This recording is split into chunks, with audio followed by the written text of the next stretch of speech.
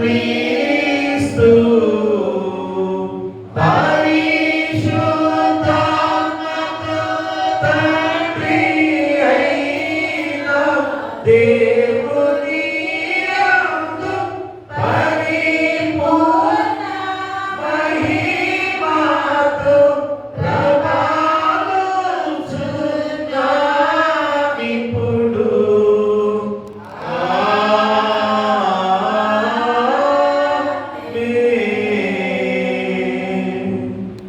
ప్రభువు మీతో నుండుగాక. మీ ఆత్మతో నుండుగాక. ప్రార్థిద్దాము. సర్వశక్తి గల దేవా, నీ జనులను కటాక్షించి వారి శరీరాత్మకు ఎల్లప్పుడూ నీవే ఏలికవై ఉండి నీ గొప్ప దయ చేత వారిని రక్షింపమని నీతోనూ పరిశుద్ధాత్మతోనూ సదా ఏకదేవుడవై యుగ యుగములు జీవించుచు పరిపాలించునుండు నీ కుమారుడును మా ప్రభువైన యేసుక్రీస్తు ద్వారా నిన్ను వేడుకొనుచున్నాము. ఆమేన్. దయచేసి కూర్చోండి. ప్రియ దేవుని సంఘమా, దేవులారా, మరొక గొప్ప సమయముగా ఈ పరిశుద్ధ విశ్రాంతి దినము లెక్కలోని 5వ ఆదివారము శ్రమ ఆదివారముగా దేవుడు మనకు అనుగ్రహించిన ఈ గొప్ప సమయాన్ని బట్టి దేవాది దేవునికి వందనాలు చెల్లించుకొని వచ్చిన మీ అందరికీ కూడా నిండు వందనాలు తెలియజేసుకుంటూ ఉన్నాను. ఈరోజు మనకి ఇచ్చిన లేఖన భాగాలుగా ఆదికాండ 11వ పాఠ్య భాగంగా ఆదికాండము 12వ అధ్యాయం 1 నుంచి 4 వచనాలు. ఆదికాండము 12వ అధ్యాయము 1 నుంచి 4 వచనాలు.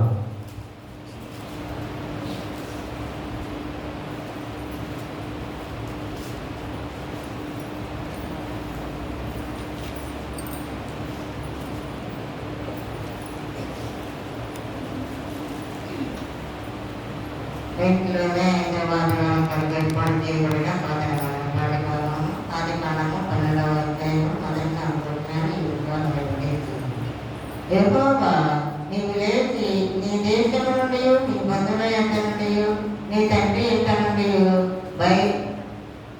బయలుదేరి నేను నీకు చూపించు దేశమునకు వెళ్ళుము. నిన్ను గొప్ప జనంగా చేసి నిన్ను ఆశీర్వదించి నీ నామమున గొప్ప చేసేదను. నీవు ఆశీర్వాదంగా ఉండు. నిన్ను ఆశీర్వదించు వారిని ఆశీర్వదించదవు. నేను దూషించు వారిని శపించదవు. భూమి యొక్క సమస్తమును నీ యందు ఆశీర్వదించబడని అబ్రహాముతో అనగా యెహోవా అతనికి చెప్పిన ప్రకారము అబ్రహాము వెళ్ళాను. లోతు అతనితో కూడా వెళ్ళాను. అబ్రహాము ఆరాం నుండి బయలుదేరినప్పుడు 75 ఏళ్ల ఇల్లు గలవాడు. అబ్రహాము తన భార్యను శారాను తన సహోదరి కుమారుడు లోతును ఆరాధనకు వారు వచ్చినప్పుడు దేవుడి వాక్యం దీవించుగాక. పరిశుద్ధుడవగు దేవా, పావన శ్రేష్ఠుడ దేవా, పావన మాత్య దేవా, మమ్మును కనికరింపుము.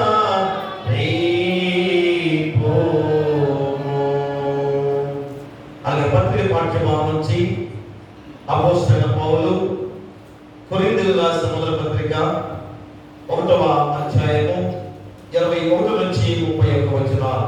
అపోస్తలుడైన పౌలు కొరింథీయులకు రాసిన మొదటి పత్రిక 1వ అధ్యాయము 21 నుంచి 31 వచనాలు. దేవుని జ్ఞానానుసారంగా లోకము తన జ్ఞానము చేత దేవుని ఎరుపుకునేందున స్వార్థ ప్రకటన వెరితనము చేత నమ్మువారిని రక్షించుట దేవుని దయాపూర్వక సంకల్పమాయను. యూదులు సూచక్రియలు చేయమని అడుగుచున్నారు, గ్రీసు దేశస్థులు జ్ఞానం వెతుకుచున్నారు. అయితే మేము సిలువ వేయబడిన క్రీస్తుని ప్రకటించుచున్నాము. ఆయన యూదులకు ఆటంకముగాను అన్ని జనులకు వెరితనముగాను ఉన్నాడు. కానీ యూదులకేమి గ్రీసు దేశస్థులకేమి పిలువబడిన వారికి క్రీస్తు దేవుని శక్తియను దేవుని జ్ఞానమునై ఉన్నాడు. దేవుని వెరితనము మనుషుల జ్ఞానము కంటే జ్ఞానం కలది, దేవుని బలహీనత మనుషుల బలము కంటే బలమైనది. సహోదరులారా, మిమ్మల్ని పిలిచిన పిలుపును చూడుడి. మీలో లోకరీతిని జ్ఞానులైనను ధనులైనను గొప్ప వంశము వారైనను అనేకులు పిలువబడలేదు. కానీ ఏ శరీరయు దేవుని ఎదుట అతిశయింపకుండానట్లు జ్ఞానులను సిగ్గుపరచుటకు లోకంలో నుండి వెర్రివారిని దేవుడు ఏర్పరచుకుని ఉన్నాడు. బలవంతులైన వారిని సిగ్గుపరచుటకై లోకంలో బలహీనులైన వారిని దేవుడు ఏర్పరచుకుని ఉన్నాడు. ఎన్నికైన వారిని గడ్డము చేయుటకు లోకంలో నీచులైన వారిని, తృణీకరింపబడిన వారిని, ఎన్నిక లేని వారిని దేవుడు ఏర్పరచుకుని ఉన్నాడు. అయితే ఆయన మూలముగా మీరు క్రీస్తు యేసునందున్నారు. అతిశయించేవాడు ప్రభువునందే అతిశయింపబడెను అని రాయబడినది నెరవేరినట్లు దేవుని మూలముగా ఆయన మనకు జ్ఞానమును, నీతియు, పరిశుద్ధతయు, విమోచనము ఆయను. ఎంత వాక్యపడింది. నిందితుడై క్రీస్తు మరణ ముందు అంతగా శ్రమనందు అంతగా శివనందు అంతగా ఇంపొందుగా తగ్గించుకొని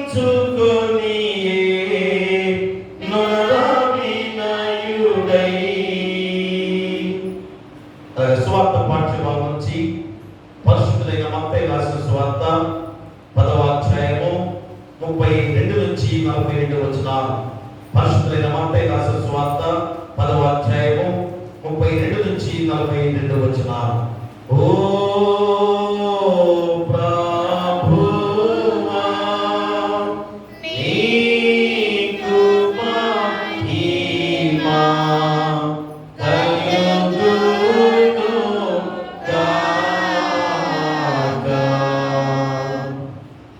ఏర్పాటు చేయబడిన సువార్త పాఠ్యభాగం మత్తయి సువార్త 10వ అధ్యాయము 32 నుంచి 44.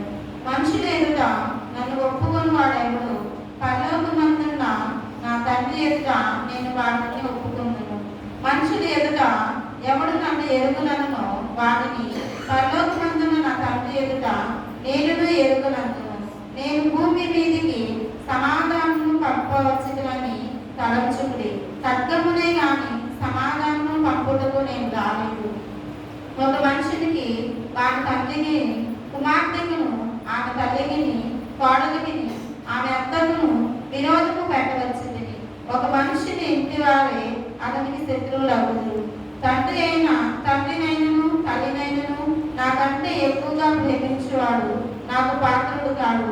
కుమారుడునైనను కుమార్తెనైనను నాకంటే ఎక్కువగా ప్రేమించేవాడు నాకు పాత్రుడు కాడు. తన సిలువనెత్తుకొని నన్ను వెంబడింపని వాడు నాకు పాత్రుడు కాడు. తన ప్రాణము దక్కించుకుని వాడు దాన్ని పోగొట్టుకొను గాని నా నిమిత్తము తన ప్రాణము పోగొట్టుకొని వాడు దాన్ని దక్కించుకును. మిమ్మును చేర్చుకొని వాడు నన్ను చేర్చుకును, నన్ను చేర్చుకొని వాడు నన్ను పంపిన వాడిని చేర్చుకును. ప్రవక్త అని ప్రవక్తను చేర్చుకొని వాడు ప్రవక్త ఫలము పొందును. నీతిమంతుడని నీతిమంతుని చేర్చుకొని వాడు నీతిమంతుని ఫలము పొందును.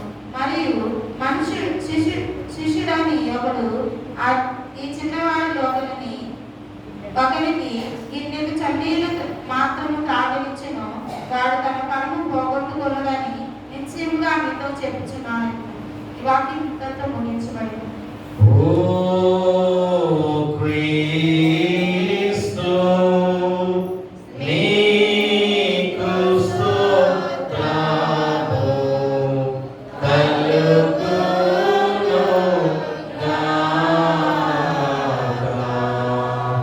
అందరూ కలిసి అపోస్తలుల విశ్వాస ప్రమాణం చెప్పుకుందాం. భూమి ఆకాశాలను సృజించిన సర్వశక్తి గల తండ్రి అయిన దేవుడే నమ్ముచున్నాను. ఆయన కుమారుడు మన ప్రభువైన యేసుక్రీస్తును నమ్ముచున్నాను. ఈయన పరిశుద్ధాత్మ వలన గర్భమున ధరింపబడి కన్య అయిన మరియకు పుట్టి పితరుల కాలం కింద శ్రమపడి శిలువ వేయబడి చనిపోయి సమాధి చేయబడ్డనియు అదృశ్య లోకములో ఎదిగిననియు చనిపోయిన వారిలో సర్వోన్నతుడైన సర్వశక్తి గల తండ్రియగు దేవుని కుడి చేతి వైపున కూర్చుని ఉన్నాడనియు సజీవులకును మృతులకును తీర్పు చేయబడును నమ్ముచున్నాను. పరిశుద్ధాత్మనుచున్నాను. పరిశుద్ధ క్రైస్తవ సంఘముకు పరిశుద్ధ సహవాసమును ఆపక్షణాపణయు శరీర పునరుద్ధానమును నిత్య జీవమును నమ్ముచున్నాను. ఆమేన్. దయచేసి కూర్చోండి. ఆంధ్ర క్రైస్తవ కీర్తన పుస్తకం నుంచి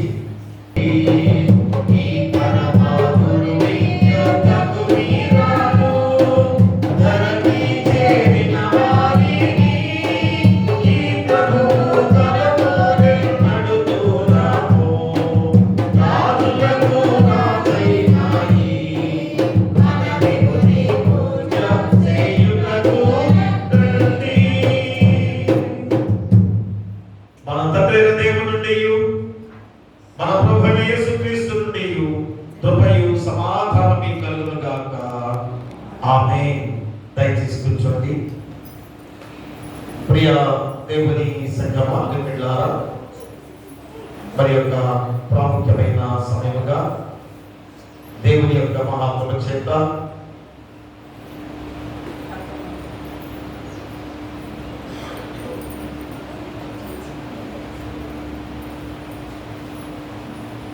లెంతులోని 5వ ఆదివారంలోకి మనం ప్రవేశించున్నాం. దేవుని కృప ఆశీస్సులతో మనందరం కూడా ప్రతి నిత్యం కూడా దేవుని ఆరాధిస్తూ గడుపుతూ ఈ 40 రోజుల శిలువస్తమ ధ్యానాలుగా ఎంతో భక్తి శ్రద్ధలతో దేవుని ఆరాధిస్తూ నడుస్తున్న మనము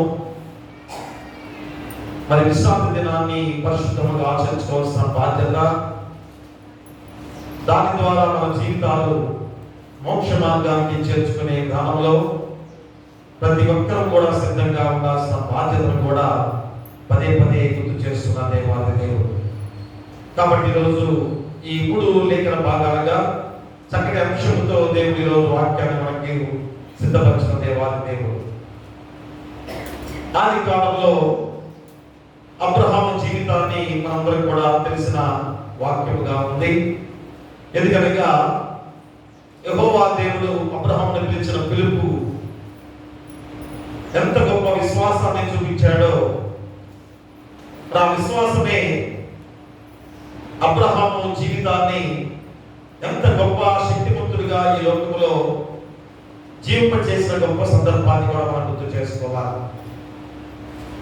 అందుకనే విశ్వాసులు తండ్రిగా పిలువబడుతూ మరి ఈ రోజు కూడా మరి విశ్వాసులు తండ్రిగా అబ్రహామును మనం పిలుచుకుంటూ ఉన్నామంటే మరి దేవుని పిలుపుకు ఎలాగా స్పందించాడో మనం గుర్తు చేసుకునే గొప్ప వాక్యం.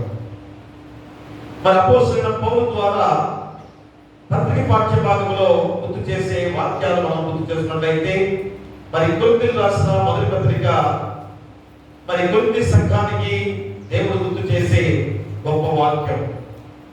మరి అపోస్తలుడైన పౌలు ద్వారా చెప్పే గొప్ప సందర్భాన్ని మనం గుర్తు చేసుకున్నట్లయితే మరి బలహీనుల సైతం కూడా మరి బలమైన వారిగా దేవుడు చేస్తానని వాగ్దానం చేసిన కాలంలో మరి రోజు ఆ బలహీనుల సైతం కూడా ఎంతో శక్తివంతులుగా మార్చిన దేవాది దేవుడు. ప్రియ దేవుళ్ళారా, కాబట్టి మనము మన జీవితాల్లో మరి దేవుని కృప చేత ఎంతగా దీవించబడుతూ నడుస్తున్నాయో మనందరం మనం గుర్తు చేసుకోవాలి. మరి సువార్త పాఠ్య భాగంలో మనం చూసినట్లయితే మత్తయి సువార్త మరి 10వ అధ్యాయం ద్వారా 32 నుంచి 42 వచనాల్లో మనం చూసినట్లయితే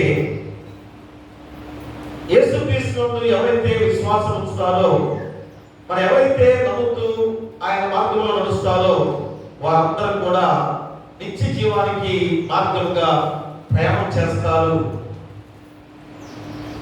ఆ నిత్య రాజ్యంలో ప్రవేశిస్తారు అని ఈ మత్తయి సువార్తల ద్వారా దేవుడు గుర్తు చేసిన సందర్భాలు ఈరోజు మనకి 3 లేఖన భాగాల ద్వారా మనం గుర్తు చేసే వాక్యం. అంటే ఈరోజు సిలువ నేను పిలుస్తుంది. ఈరోజు ఒక ప్రత్యేకమైన ఆదివారం ఇక్కడ నుంచి ఎందుకంటే శ్రమ ఆదివారం. ఈ లెక్కలోని 5వ ఆదివారం శ్రమ ఆదివారం. యేసుక్రీస్తు వారు మన కొరకు ఆ శిలువ శ్రమలు పొందిన సందర్భాన్ని గుర్తు చేసుకునే గొప్ప సందర్భంలోకి మనం ప్రవేశిస్తూ ఉన్నాం. అందుకనే ఈ శ్రమ ఆదివారంలో ఈ 3 లేఖన భాగాల ద్వారా దేవుడు మనం గుర్తు చేసే గొప్ప విధానంలో మరి చక్కటి అంశాన్ని ఈరోజు మళ్ళా మనం గుర్తు చేస్తున్నాడు. ఏమిటనగా దేవుని పాత్రులుగా ఉండుటకు సిలువ పిలుస్తుంది అనే అంశం. దేవుని పాత్రులుగా ఉండుటకు సిలువ పిలుస్తుంది. ఎందుకనగా దేవుని పాత్రలో మనందరం కూడా మన దేవుని మహాప్రభు చేత ఆయన పాత్రులుగా చేసుకున్న దేవాది దేవుడు. మరి దేవునికి పాత్రులుగా ఉన్న మనందరం కూడా ఆ సిలువ ఎలాగా నిన్ను పిలుస్తుంది అనేది ఈ యొక్క అంశం యొక్క ప్రాధాన్యత మనం గుర్తు చేస్తూ మూలవాక్యంగా చూసినట్లయితే మత్తయి సువార్త 10వ అధ్యాయంలో 38వ వచనాన్ని మనం చదువుకుందాం. తన సిలువను ఎత్తుకొని నన్ను వెంబడింపని వాడు నాకు పాత్రుడు కాడు. ప్రియ దేవులారా, చూడండి, ఎవరైతే తన సిలువను ఎత్తుకొని నన్ను వెంబడింపని వాడు నాకు పాత్రుడు కాడు. మరి దేవుని పాత్రులుగా మనందరం కూడా ఉన్నాం. కాబట్టి ఏం చేస్తుంది? ఈరోజు సిలువ నిన్ను పిలుస్తుంది. మా సిలువ పిలుస్తుందంటే అర్థం ఏంటి?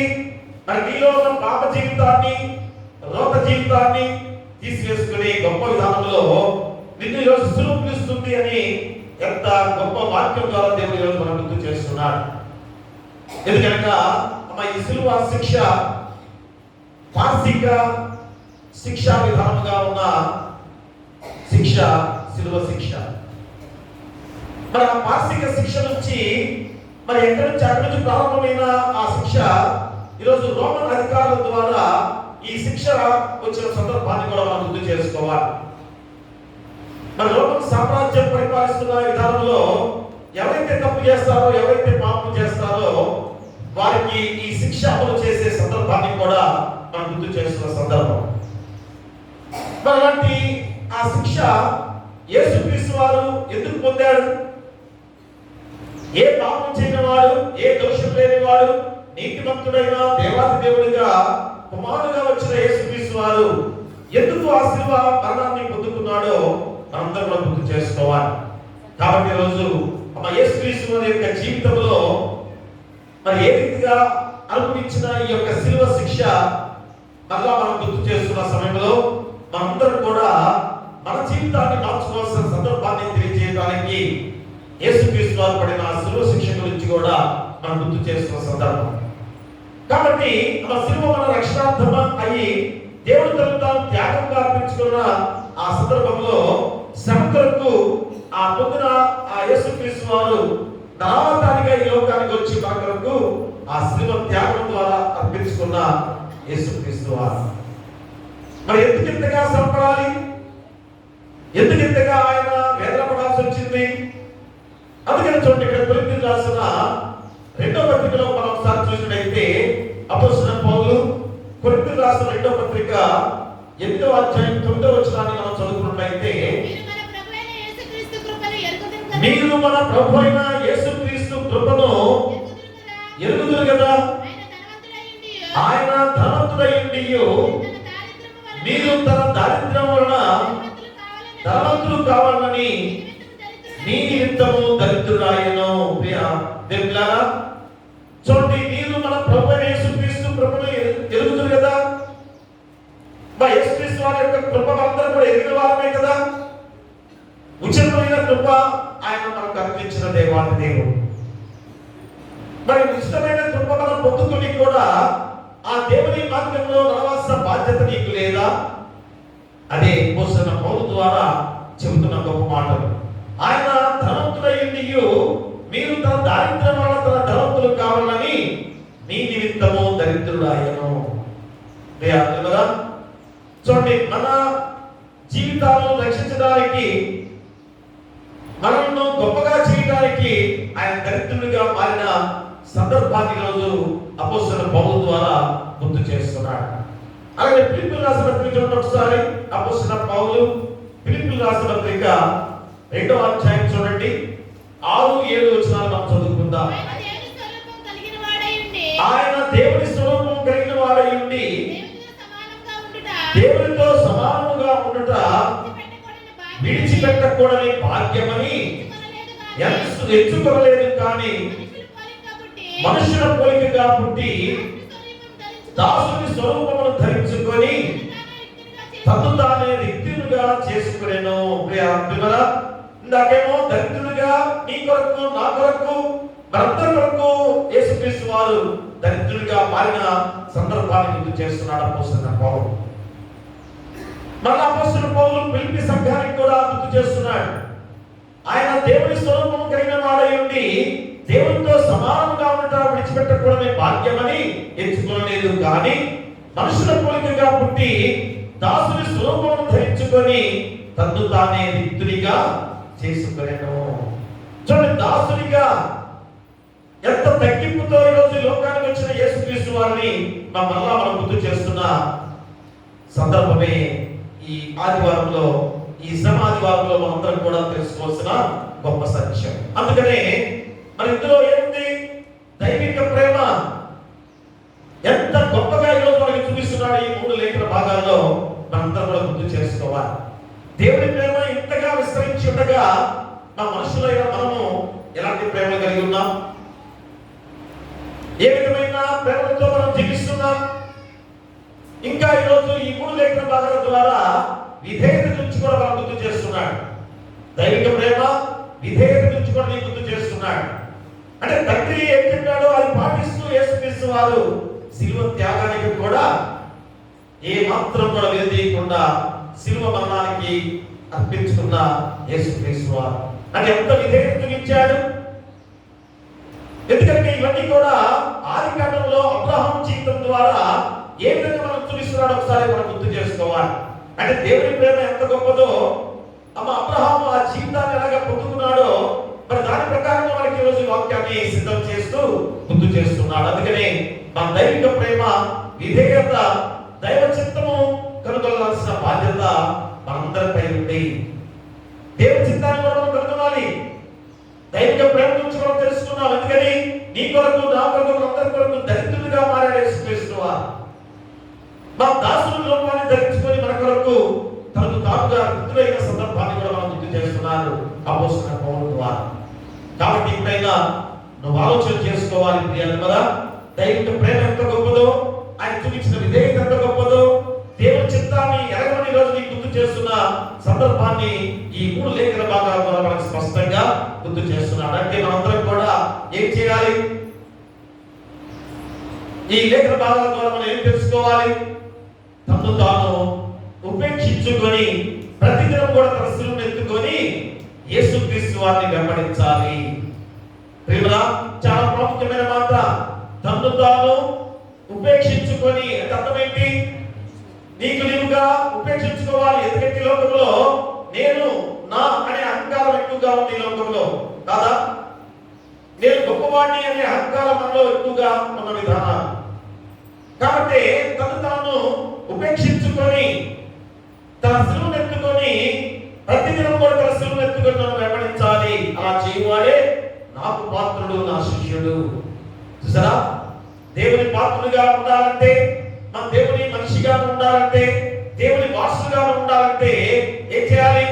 తను తాను ఉపేక్షించుకొని ప్రతిదినం కూడా తన శిలువను ఎత్తుకొని ఆయన వెంబడించే వారిగా ఉండాలి. అదే రోజు గుర్తు చేస్తున్నాడు. అలాంటి వారే దేవుని పాత్రులుగా, యోగ్యులుగా ఉండే గొప్ప సందర్భం. అందుకని ఆ శిలువ ఆహ్వానం ద్వారా నిన్ను ఈరోజు పిలుస్తున్నాడు. ప్రియ దేవుడారా, మీ శిలువ ఎత్తుకొని నన్ను వెంబడించండి. ఏమిటి శిలువ ఎత్తుకునేది? మా యేసుక్రీస్తు వారు శిలువ ఎత్తుకున్నాడంటే దేనికి? ఎందుకు శిలువ ఎత్తుకున్నాడు యేసుక్రీస్తు వారు? దేని కొరకు శిలువ ఎత్తుకున్నాడు యేసుక్రీస్తు వారు? మన పాపాలు, మా ఘోరమైన భయంకరమైన జీవితాలతో జీవించే మనుషుల పాప జీవితాన్ని ఆయన భుజస్కంధాల మీద సిలువగా మోసుకొని ఆ కల్వరి కొండపై సిలువ త్యాగంగా పెంచుకున్న గొప్ప విధానం. కాబట్టి ఈరోజు నీ సిలువ, తన సిలువను ఎత్తుకొని అనే అర్థమైంది మన నీలో ఉన్న పాప జీవితాన్ని, నీలో ఉన్న లోక జీవితాన్ని, మన యొక్క పాప లోక జీవితాన్ని ఎత్తుకొని ఆయన వెంబడించిన వారిగా ఉన్నట్లయితే నీలో ఉన్న పాప జీవితాన్ని తీసివేసి పరిశుద్ధమైన జీవితాన్ని ఇస్తారని వాగ్దానం చేసి రోజు సిద్ధపరిచిన దేవాది దేవుడు కనుకనే అమ్మ సిలువ నిన్ను ఆహ్వానిస్తుంది, రండి రమ్మని నిన్ను ఆహ్వానిస్తుంది. కాబట్టి ఆ సిలువ ఆహ్వానంలో 3 సత్యాలు రోజు మనకు గుర్తు చేస్తున్నాడు. ఒకటి ఏదనగా సిలువ శిష్యరికానికి పిలుస్తుంది. చూడండి 3 సత్యాల్లో మొదటి సత్యం ఏంటి? సిలువని ఏం చేస్తుంది? శిష్యరికానికి ఆహ్వానిస్తుంది. మా సిలువ నిన్ను శిష్యరికానికి పిలుస్తుంది. చూడండి ఆదికాండము 2వ అధ్యాయం మనం చూసినట్లయితే 2వ అధ్యాయంలో మనం చూసినట్లయితే 4వ వచనాన్ని చదవండి. యెహోవా అతనితో చెప్పిన ప్రకారము అబ్రాము వెళ్ళెను, లోతు అతనితో కూడా వెళ్ళెను. అబ్రాము హారాను నుండి బయలుదేరినప్పుడు 70 ఏళ్ల ఈడు గలవాడు. ప్రియా దేవుడా, చూడండి యెహోవా అతనితో చెప్పిన ప్రకారం అబ్రహాం వెళ్ళెను. చూడండి ఎంత గొప్ప వాక్యం ఈరోజు మళ్ళా గుర్తు చేస్తున్నాడు అబ్రహాం జీవితాన్ని. ఎందుకనగా అబ్రహామును దేవుడు ఏమని పిలుస్తున్నాడు? దేనికి పిలుస్తున్నాడు? అయ్యా నా శిష్యుడిగా, నా బిడ్డగా, నాకు పాత్రగా ఉండడానికి రా అని పిలిచాడు. ఆ సందర్భంలో అబ్రహాం ఎలా ఉన్నాడు? గొప్ప ఆస్తివంతుడిగా ఉన్నాడు. చక్కగా వారి దేశంలో, వారి ఊళ్ళో ఎంతో చక్కగా జీవిస్తున్నాడు. చక్కటి కుటుంబంగా జీవిస్తున్నవాడు. మరి యెహోవా దేవుని రోజు, ఓ అబ్రహామా, నీ దేశం వదిలి, నీ ఊరు వదిలి, నీ బంధువులను వదిలి, నీ చుట్టాలను కూడా విడిచిపెట్టి నేను చూపించే దేశానికి వెళ్ళు అని ఆజ్ఞాపించాడు. ప్రియరా, చూడండి ఎంత గొప్ప జీవితాన్ని ఈరోజు అబ్రహాం జీవితంలో మళ్ళా మనకు చూపిస్తున్నాడు. ఈరోజు ఆలోచన చేసుకోవాలి. ఎందుకని మన దేవుడు ఈరోజు అనేటువంటి చక్కగా దేశంలో, వారి ఊళ్ళో హ్యాపీగా ఉంటున్నాడు కదా, మంచి సంపాదనతో, చక్కటి వ్యాపారాలతో బాగా జీవిస్తున్నాడు కదా. మరి దేశాన్ని విడిచిపెట్టి, కుటుంబాన్ని విడిచిపెట్టి, వారు చేసే ఆ మతాచారాలను విడిచిపెట్టి నేను చూపించే దేశానికి వెళ్ళమంటాడేంటి? మళ్ళా అక్కడికి వెళ్ళి నేను ఎలాగా గృహాన్ని కట్టుకోవాలి, అక్కడ జనంతో నేను ఎలాగా పరిచయం చేసుకోవాలి, అక్కడ మళ్ళా నా జీవనాన్ని నేను ఎలాగా ముందుకు నడిపించుకోవాలి, నా సంపాదన ఎలాగా సంపాదించుకోవాలి, ఇవన్నీ ఆలోచన చేసే ప్రతి ఒక్కరు కూడా ఈరోజు మనం ఆలోచన చేసుకుంటే నువ్వు విడిచిపెడతావా? ఈరోజు నీ యొక్క ఊర్లో, ఈ చౌడవర గ్రామంలో నువ్వు సంపాదించుకున్న నీ గృహము, పొలం కానీ, ఆస్తి కానీ, ఐశ్వర్యం కానీ, నీ బంధువులు కానీ, నీ కుటుంబం కానీ, ఇదిగో ఈ రీతిగా మనం ఆరాధించుకునే ఆరాధన విషయంలో కానీ మరి ఇవన్నీ విడిచిపెట్టి ఎక్కడికో ఒక చోటకి వెళ్ళు. అప్పుడు కూడా ఎక్కడికి వెళ్ళాలో తెలియదు, ఏ దేశం వెళ్ళాలో తెలియదు, ఎంత ప్రయాణం చేయాలో తెలియని ప్రదేశానికి దేవుడు అబ్రహాం పిలిచిన పిలుపు ఈరోజు మనం గుర్తు చేసుకుంటే నువ్వైతే వెళ్తావా? మనమైతే వెళ్తావా? అవి ఒకసారి ఆలోచన చేసుకోవాలి. అందుకని ఈరోజు అబ్రహాం జీవితాన్ని మళ్ళా మనం గుర్తు చేస్తున్నాడు. ఎందుకంటే చూడండి అబ్రహాము జీవితంలో ఈ 2వ అధ్యాయం మొదటి నుంచి చదవండి ఒకసారి. యెహోవా ఏమంటాడు చూడండి, నువ్వు లేచి నీ దేశం నుండి, నీ బంధువుల యొక్క నుండి, నీ తండ్రి ఇంటి నుండి బయలుదేరి నేను నీకు చూపించు దేశంలోకి వెళ్ళము. వినరా? మరి దేవుడు కూడా, దేవుడంటే కూడా సరిగ్గా తెలియదు. మంత్రం కూడా అన్య జనాంగంగా ఉన్నాడు, అన్య దేవతలను ఆరాధించేవాడు ఉన్నాడు. కానీ మన నిజమైన దేవుడు అయిన యెహోవా దేవుడు ఆ పిలిచిన పిలుపుకి ఎలా స్పందించాడో ఆలోచన చేసుకోవాలి. అంటే ఈరోజు ఇంత కాలం క్రైస్తవుడిగా ఉండి కూడా దేవుని పిలుపుకు వస్తున్నావా? మా దేవుని మాటకి, దేవుని వాక్కుకు లోబడుతున్నావా? విధేయత చూపిస్తున్నావా? అదే ఈరోజు అబ్రహాం జీవితం ద్వారా మనందరం కూడా పరీక్ష పెట్టే గొప్ప సమయమే ఈ వాక్యం. కాబట్టి మా సమస్తాన్ని కూడా విడిచి దేవుడు చెప్పిన ప్రకారముగా అబ్రహాము వెళ్ళాడు. అది గొప్పతనం. పిలిచిన వెంటనే అబ్రహాం వెళ్ళిపోయాడు, బయలుదేరిపోయాడు. చూడండి ఎంత గొప్ప విధానం ద్వారా అలాంటి అబ్రహాము జీవితము ఈరోజు ఆ ధన్యకరంగా విశ్వాసుల తండ్రిగా పిలువబడిన గొప్ప దీవెనకరమైన సమయం. చూడండి 7వ వచనం కూడా చదవండి ఒకసారి. యెహోవా అబ్రహామునకు ప్రత్యక్షమై నీ సంతానమునకు ఈ దేశం ఇచ్చిదని చెప్పగా అతడు తన ప్రత్యక్షమైన యెహోవాకు ఒక బలిపీఠమును కట్టెను. చూసారా అమ్మా, యెహోవా దేవుడు ప్రత్యక్షమయ్యాడు. చూడండి ఎంత గొప్ప ఆశీర్వాదాలు పొందుకున్నాడు. చూసారా అంటే దేవుడు చెప్పిన ప్రతి మాటను కూడా విధేయత చూపిస్తే, దేవుని మాటకి ఎప్పుడైతే ఆ పిలుపుకు లోబడి వెళ్ళినట్లయితే దేవుని ఆశీర్వాదాలు ఎంత గొప్పగా మన మీద ఉంటాయో మళ్ళా గుర్తు చేస్తున్నాడు. అందుకని అబ్రహాము జీవితము ప్రార్థనతో ప్రారంభమైంది అనేది ఖచ్చితంగా ఈరోజు మనం గుర్తు చేసుకోవాలి. ఎందుకంటే ప్రతి విషయంలో కూడా దేవుడిని ప్రార్థన చేస్తూ బయలుదేరాడు. ఎక్కడికి వెళ్ళాలి, ఏ ప్రాంతానికి వెళ్ళాలి, నేను ఎలాగ జీవనం సాగించాలి, అయ్యో కొత్త ప్రదేశంలో నాకు ఏ ఉద్యోగం ఉంటుంది కదా. ఈరోజు మన జీవితాల్లో కూడా వేరే చోటకి వెళితే మన సంపాదన ఎలాగా అని ఆలోచన చేస్తాం కదా. ఇక్కడైతే ఏదో పని, ఎవరొకరు ఏదో పని ఇస్తుంటారు. మరి బయట ఎక్కడికో వెళ్ళి నువ్వు ఏం సంపాదించగలవు, ఏ విధంగా జీవించగలవు? అయినా కానీ దేవుని పిలుపు స్పందించిన అబ్రహాము ఎంతగా చక్కగా ప్రయాణం చేస్తున్న సందర్భంలో మన దేవుని ఆశీర్వాదాలు ఎంత గొప్పగా అవసరమై చూడండి. అక్కడ 2వ వచనంలో కూడా చదవండి. నిన్ను గొప్ప జనముగా చేసి నిన్ను ఆశీర్వదించి నీ నామమును గొప్ప చేయుదును, నీవు ఆశీర్వాదముగా ఉండువు. నిన్ను ఆశీర్వదించు వారిని ఆశీర్వదించెదను, నిన్ను దూషించు వారిని శపించెదను. భూమి యొక్క సమస్త వంశములు నీ యందు ఆశీర్వదించబడునని అబ్రహాముతో అనగా. చూసారా మా దేవుని మాటకి ఎవరైతే లోబడి విధేయత చూపించి వెళ్తారో ఎంత గొప్ప ఆశీర్వాదాలు. చూసారా మరి ఈరోజు నాకు ఆశీర్వాదాలు లేవని అనుకుంటున్నావా? అయ్యా నా కుటుంబంలో ఎన్నో శోధనలు ఉన్నాయని ఆలోచన చేస్తున్నావా? నా కుటుంబంలో నా బిడ్డలకి ఈ పరిస్థితి ఏమిటని ఆలోచన చేస్తున్నావా? ప్రియా దేవుడా, దేవుని మాటకి నువ్వు విలువ ఇవ్వలేదనేది ఒకసారి ఆలోచన చేసుకోవాలి. దేవుని పిలుపును స్పందించలేదని గుర్తు చేసుకోవాలి. కాబట్టి ఈ రోజైనా కానీ అబ్రహాము జీవితం ద్వారా దేవుని పిలుపు స్పందించి నువ్వు వచ్చినట్లయితే ఖచ్చితంగా ఎన్నో ఆశీర్వాదాలు నీ మీద ఉండబోతున్నాయనే మాట ఖచ్చితంగా గుర్తు చేస్తున్నాడు. ప్రియా వివరా, కాబట్టి దేవుని మన చిత్తము దేవునిపై ఆధారపడినట్లు చేస్తుందని కూడా గుర్తు చేస్తున్న సందర్భం. ఖచ్చితంగా ఈరోజు దేవుని చిత్తం ఏమైంది? మనల్ని పిలిచాడంటే గొప్ప కార్యాలకే కదా. అసలు నిన్ను జన్మింపజేసింది కూడా గొప్ప కార్యాలకే, అవునా కాదా?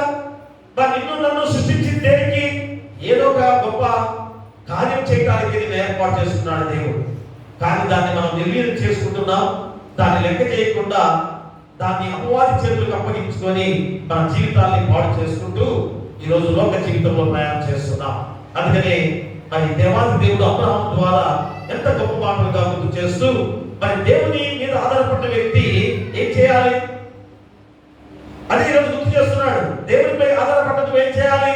తనను తాను ఉపేక్షించుకున్న వ్యక్తిగా ఉండాలి. ఖచ్చితంగా నువ్వు ఉపేక్షించుకోవాలి. నేను గొప్ప అనే ధర్మంలో ఉన్నట్లయితే ఇక దేవుని శక్తి నీ మీద ఏమి వస్తుంది? ఏ విధంగా నీ మీదకి వస్తుంది? అపవాదిగా, సాతానుగా లూసిఫర్ ఎందుకు పడిపోయాడు? మా పాతాళంలో ఎందుకు పడ్డవాడిగా ఉన్నాడు? నేను గొప్పవాడిని అని అనుకునే అహంకారం అతనిలో వచ్చింది కనుకనే పాతాళంలోకి నెట్టివేయబడ్డ లూసిఫర్. ఈరోజు మనుషులుగా మనం కూడా అలాంటి అహంకారమైన జీవితాలతో జీవిస్తున్నామేమో. ఆ అహంకారాన్ని తీసివేసుకోవాల్సిన బాధ్యతను గుర్తు చేస్తున్నాడు. అందుకనే తను తాను ఉపేక్షించుకున్న వ్యక్తి అప్పుడు దేవుడే ఆ వ్యక్తిని గురించి సాక్ష్యం ఇస్తాడు.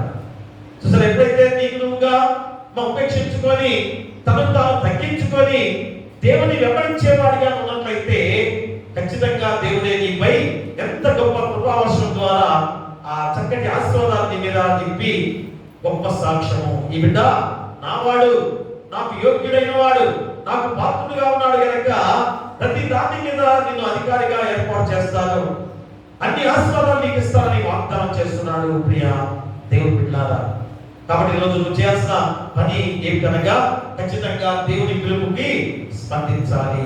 స్పందించేవాడు ఏం చేయాలి? తను తాను తగ్గించుకొని దేవుని వెంబడించేవాడిగా ఉండాలి.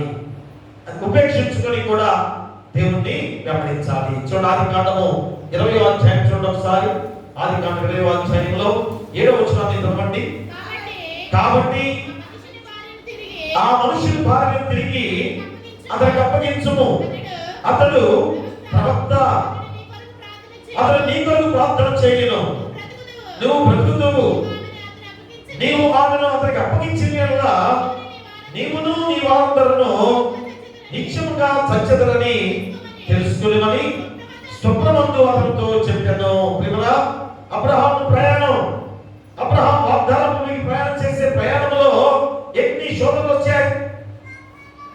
ఎందుకంటే ఆ ప్రయాణంలో ఆ మనిషి పక్కన ఉంది కనుక కొంతమంది ఏం చేశారు, ఎవరైనా చెప్పేసి అడిగారు.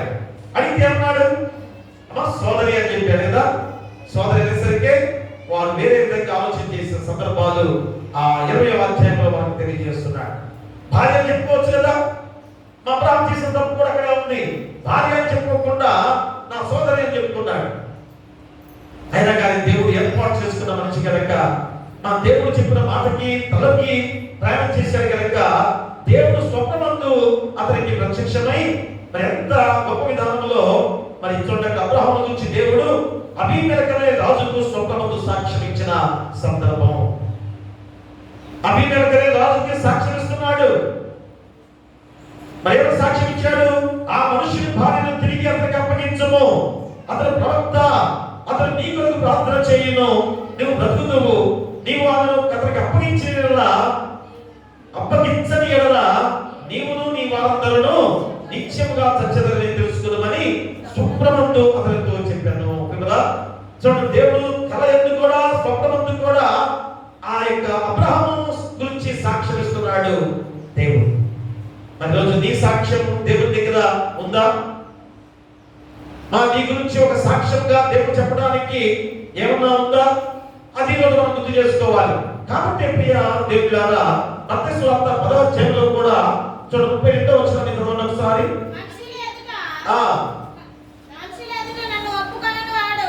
మనుషుల ఎదుట నన్ను ఒప్పుకొనిన వాడెవడో పరలోకమందున్న నా తండ్రి ఎదుట నేనును వాడిని ఒప్పుకొందును. చూసారా, మనుషుల ఎదుట నన్ను ఒప్పుకున్న వాడెవడో పరలోకమందున్న నా తండ్రి ఎదుట నేనును వాడిని ఒప్పుకొందును. చూసారా ప్రేమరా, ఖచ్చితంగా మన రోజు అదే జరిగింది. మా సిలువ పిలుస్తుంది. మన పిలుపులో అబ్రహాము చేసే ప్రయాణంలో ఎన్ని శోధనలు వస్తున్నాయి. ఆ శోధనలన్నీ కూడా జయించుకుంటూ దేవుడు చెప్పిన ప్రకారంగా ప్రయాణం చేశాడు. మరి ఏ విధంగా నన్ను మోయండి, నన్ను మోసేవాడే తనను తాను ఉపేక్షించుకునేవాడని కూడా సందర్భంగా గుర్తు చేస్తూ మరి అహమును చంపడం ద్వారా దేవుని సహవాసంలో జీవిస్తారని కూడా ఈరోజు గుర్తు చేసుకున్న గొప్ప వాక్యమే ఈ అబ్రహాము జీవితాన్ని ఆదికాండం ద్వారా 2వ అధ్యాయంలో మనం గుర్తు చేస్తున్నాడు. అహంకారాన్ని అహాన్ని వీడి మరి ఎప్పుడైతే దేవుని యందు భయభక్తులు కలిగి ప్రయాణం చేస్తావో నువ్వు దీవించబడతావు, ఆశీర్వదించబడతావు. అదే కదా గొప్ప ఆశీర్వాదాలు. ఏమని?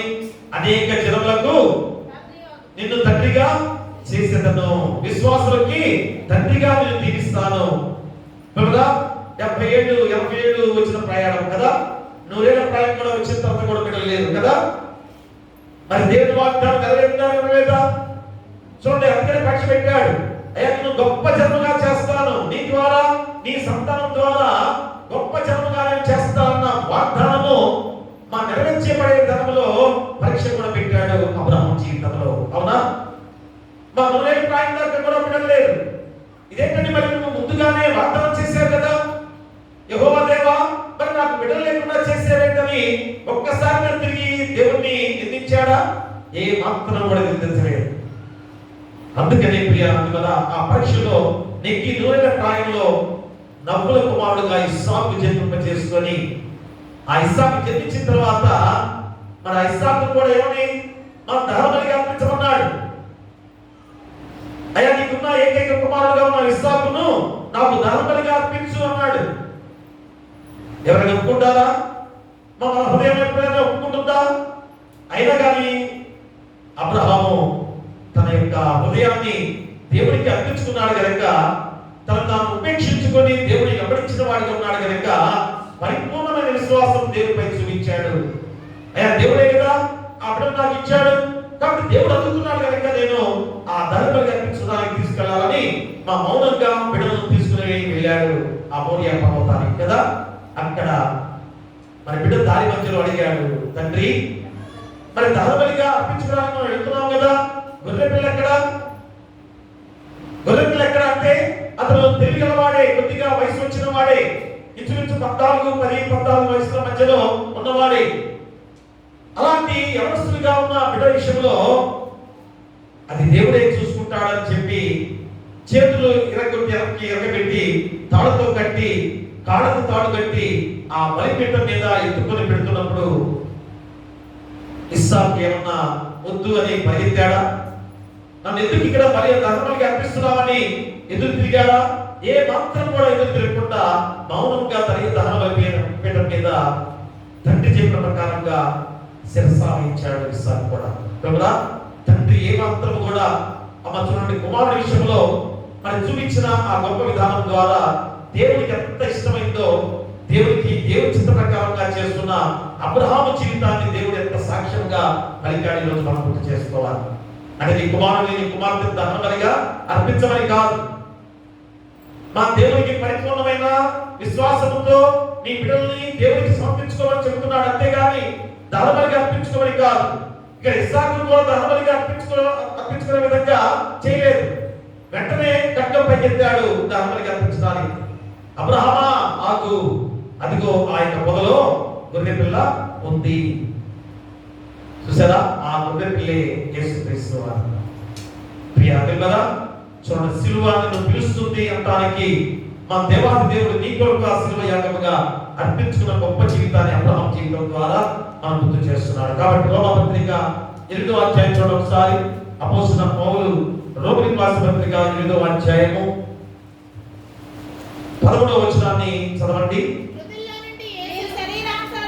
మీరు శరీరానుసారముగా ప్రవర్తించే యెడల సావవలసిన వారయ్యుందురు, కానీ ఆత్మచేత శారీరక క్రియలను చంపిన యెడల జీవించెదరు. వివరా, కాబట్టి ఈరోజు మనం ఎలాంటి స్థితిలో ఉన్నాం? మా యేసుక్రీస్తు వారి ద్వారా ఉచితమైన కృప చేత ఆ శిలువ మరణం ద్వారా నేను రక్షించిన దేవుడు కదా. కాబట్టి ఈరోజు మనం ఎలాంటి వారిగా జీవించాలి? మీరు శరీరానుసారంగా ప్రవర్తించేలా సావవలసిన వారయ్యుందురు, కానీ ఆత్మచేత శారీరక క్రియలను చంపిన యెడల జీవించెదరు. మనం ఈరోజు మా శారీరక క్రియల ద్వారా ఎలాంటి స్థితిలో ఉన్నామో గుర్తు చేస్తున్నారు. కాబట్టి శారీరక క్రియలను ఆత్మచేత చంపుకొని దేవుని వెంబడించే వారిగా ఉన్నట్లయితే నిన్ను సజీవుడిగా నిత్య జీవ వారసులుగా చేస్తారని వాగ్దానం చేసిన గొప్ప లేఖన భాగం. అలాగనే కొరింథీయులకు రాసిన కొలస్సీయులకు రాసిన పత్రిక చూడండి ఒకసారి. కొలస్సీయులకు రాసిన పత్రిక 3వ అధ్యాయము 5వ వచనం చదవండి.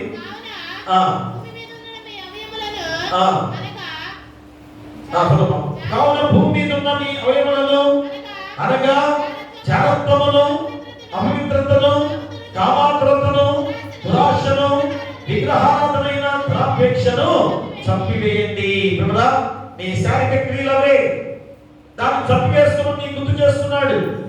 కావున భూమి మీద ఉన్న మీ అవయవాలు అనగా జారత్వమును, అపవిత్రతను, కామాతురతను, దురాశను, విగ్రహారాధనైన దురాపేక్షను చంపివేయండి.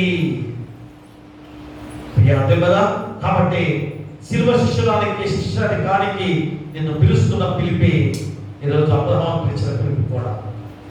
కాబట్టి నిన్ను కూడా పిలిచాడు, ఆయన శిష్యుడిగా చేసుకోవడానికి నిన్ను కూడా ఆహ్వానిస్తున్నాడు. కాబట్టి ఈరోజు శిలువ శిష్యునికానికి పిలుస్తుంది అని మొదటి అంశం ద్వారా దేవుడు నీకు గుర్తు చేస్తున్నాడు. ఇక రెండవ అంశంగా శిలువ విడుదలకు పిలుస్తుంది. చూడండి, రెండవ అంశం ఏంటి? శిలువ విడుదలకు పిలుస్తుంది. మొట్టమొదటి అంశం ఏంటి చెప్పండి? శిలువ శిష్యునికానికి పిలుస్తుంది కదా. రెండవ అంశం ఏంటి? శిలువ విడుదలకు పిలుస్తుంది. కొరింథీయులకు రాసిన మొదటి పత్రిక 1వ అధ్యాయము 1వ అధ్యాయం చూడండి ఒకసారి. 1వ అధ్యాయంలో 27వ వచనాన్ని చదవండి. ఏ శరీరము దేవుని ఎదుట అతిశయపడునట్లు జ్ఞానులను సిగ్గుపరచుటకు లోకములో నుండి వెర్రి వారిని దేవుడు ఏర్పరచుకుని ఉన్నాడు. బలవంతులైన వారిని సిగ్గుపరచుటకు లోకములో బలహీనమైన వారిని దేవుడు ఏర్పరచుకుని ఉన్నాడు. ఎన్నికైన వారిని వ్యర్థం చేయటకును లోకములో నీచులైన వారిని, తృణీకరింపబడిన వారిని, ఎన్నిక లేని వారిని దేవుడు ఏర్పరచుకుని ఉన్నాడు. ప్రియ దేవులారా, చూడండి, బలహీనుడుగా లేని వారిగా పేదరికంలో జీవిస్తున్న ప్రతి ఒక్కరిని కూడా రక్షించడానికి వచ్చిన యేసుక్రీస్తు వారు. అదే అపోస్తలుడు పౌలు చెబుతున్నాడు, దేనికి? నిన్ను విడుదల చేయడానికే. ఆ సిలువ నిన్ను విడుదల చేయడానికే పిలుస్తుంది అని ఈరోజు నీకు గుర్తు చేస్తున్నాడు. అంటే దేవుని ఏర్పాటు ఎంత ఆశ్చర్యకరమైందో మళ్ళా గుర్తు చేస్తున్నాడు. ఎందుకంటే లోకము అధికారంతో, దాహంతో, అహంతో, ధనంతో, గర్వంతో శాసిస్తూ అణచివేస్తుంటే మా లోక శక్తులను వ్యక్తపరిచేందుకు లోకంలో నీచులను, బలహీనులను, ఎన్నిక లేని వారిని దేవుడు ఏర్పాటు చేసుకున్న సందర్భాన్ని రోజు నీకు గుర్తు చేస్తున్నాడు. ఎందుకంటే లోకం ఎలా ఉంది? మా అధికారులుగా ఉన్నవారు అధికార దాహంతో ఎలా ఉన్నారో మనకు తెలుసు కదా. మా ధనవంతులు ఎంతగా ఈరోజు లేని వారిని అణచివేస్తున్నారో మనకు తెలుసు కదా. ఇక కుల మతాలు, మా కులం గొప్పది, మా కులం గొప్పది, అవునా? చూడండి, ఇవన్నీ కూడా ఈ లోకంలో లేని వారిని, పేద వారిని అణచివేసే ధోరణి ఈరోజు లోకంలో ఎలా ఉందో మనందరికీ తెలుసు కదా. అదే గుర్తు చేస్తున్నాడు. అలాంటి మా వారు ఈరోజు లోకంలో ప్రతి ఒక్కరిని కూడా అణచివేసే వారిగా ఉండగా ఆ లోక శక్తులను వ్యర్థపరిచేందుకు దేవుడు ఈరోజు లోకంలోని నీచులను, బలహీనులను, ఎన్నిక లేని వారిని దేవుడు ఏర్పాటు చేసుకుని ఆ గొప్ప సందర్భాన్ని అపోస్తలుడైన పౌలు కొరింథీ సంఘానికి తెలియజేస్తున్నాడు. చూసారా, దేవుడిని విడుదలకు పిలుస్తున్నాడు. మా లోక జీవిత విధానంలో అయ్యో నేను లేని వాడిని నువ్వు బాధపడుతున్నావేమో, అణగారిన వాడిని నువ్వు బాధపడుతున్నావేమో, అయ్యా నువ్వు చేదరించుకుంటున్నారని బాధపడుతున్నావేమో, కానీ దేవుడు నిన్ను పిలిచాడు. ప్రియ దేవుడారా, అందుకని 26వ వచనం నుంచి కూడా చెప్పే మాటలు అవే కదా. సహోదరులారా, మిమ్మల్ని పిలిచిన పిలుపును చూడండి, మీలో లోకరీతిని జ్ఞానులైనను, ఘనులైనను, గొప్ప వంశవారైనను అనేకులు పిలవబడలేదు. కానీ చూసినట్లు కదా, మా గొప్ప వారిని దేవుడు పిలవలేదు. అదే యేసుక్రీస్తు వారు జన్మించిన వెంటనే ఆయన జన్మించిన లోకంలో ఎలాంటి స్థితి ఉన్నదో మనందరికీ తెలుసు కదా. యేసేపును, మరియమ్మను ఎంచుకోవడంలోనే ఎంత లేని వారిని ఎంచుకున్నాడో మనకు తెలుసు. మా పశువుల పాకలో జన్మించడమే మనకు తెలుసు కదా. పశువుల తొట్టులో పౌడించిన సందర్భాన్ని కూడా మనందరం కూడా చూశాం. అంటే ఎలాంటి స్థితిని ఎంచుకున్నాడో ఒకసారి ఆలోచన చేయండి. ఎక్కడో గొర్రెల కాపరుల్ని ఆ అడవి ప్రాంతాల్లో, అరణ్య ప్రాంతాల్లో గొర్రెలు కాచుకుంటూ వారు ఏ విధంగా తెలివి లేని వారు, జ్ఞానం లేని వారిని లోకమంతా కూడా వారిని ఏది చూపిస్తున్నా కానీ మా దేవాది దేవుడు మొట్టమొదటిగా దూత ద్వారా ఇదిగో లోకరక్షకుడి లోకంలో జన్మించాడు. ఆయన వెళ్ళి మీరు పూజించండి. మా గొప్ప వర్తమానం ముందుగా వారికి తెలియజేయబడిన సందర్భాన్ని మనకు చూపిస్తున్నాడు. అంటే యేసుక్రీస్తు వారి యొక్క పుట్టుక ద్వారా మన ఎంత గొప్ప విధానంలో ఈ రోజు వారిని ఎంచుకున్నాడో ఒకసారి మనం ఆలోచన చేసుకోవాలి. అలాగే 30వ వచనం కూడా చదవండి ఒకసారి. అయితే ఆయన మూలముగా మీరు క్రీస్తు యేసునందున్నారు. బలహీనులను మరి సిగ్గు ఏ విధంగా ఎంచుకున్న దేవుడు, నీచులను ఎలాగ ఎంచుకున్న దేవుడు, ఎలాంటి ఆ అధికారం లేని వారిని, తృణీకరించిన వారిని దేవుడు ఏర్పాటు చేసుకున్నాడు. ఈరోజు మనం గుర్తు చేస్తున్నాడు. అంటే మా నీతి న్యాయాలు నిలబెట్టే దేవుడు పాత కాలం నుండి కూడా ప్రవక్తలు ప్రవచించిన మెస్సియా పాలన ఇదే అని మళ్ళా గుర్తు చేస్తున్నాడు. చూసారా, ప్రవక్తల కాలం నాటి కూడా యేసుక్రీస్తు వారి పరిపాలన ఎలా ఉంటుందో కూడా మనకు గుర్తు చేశాడు కదా.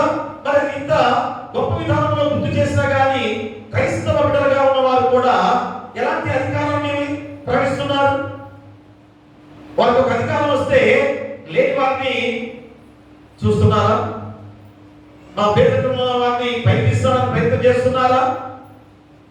ప్రియమైన ఒకసారి ఆలోచన చేయండి. క్రైస్తవులుగా ఈ లేఖన భాగాల ద్వారా ప్రతిరోజు మనం తెలుసుకుంటున్నాం యేసుక్రీస్తు వారు మన లోకానికి ఎందుకు వచ్చారనగా నీచులైన వారిని, తృణీకరించబడిన వారిని, బలహీనులైన వారిని ఎంచుకోవడానికి, వారిని విడుదల చేయడానికి వచ్చిన దేవాది దేవుడిగా మనం గుర్తు చేస్తున్న సందర్భం. ప్రియమైన అంటే నజరేతు సమాజ మందిరంలో ప్రకటించిన తన సేవా ప్రణాళికలు కూడా ఇదే గుర్తు చేస్తున్నాడు. చూడండి, యెషయా గ్రంథంలో ఒకసారి యెషయా గ్రంథం చూసినట్లయితే 61వ అధ్యాయం చూడండి ఒకసారి.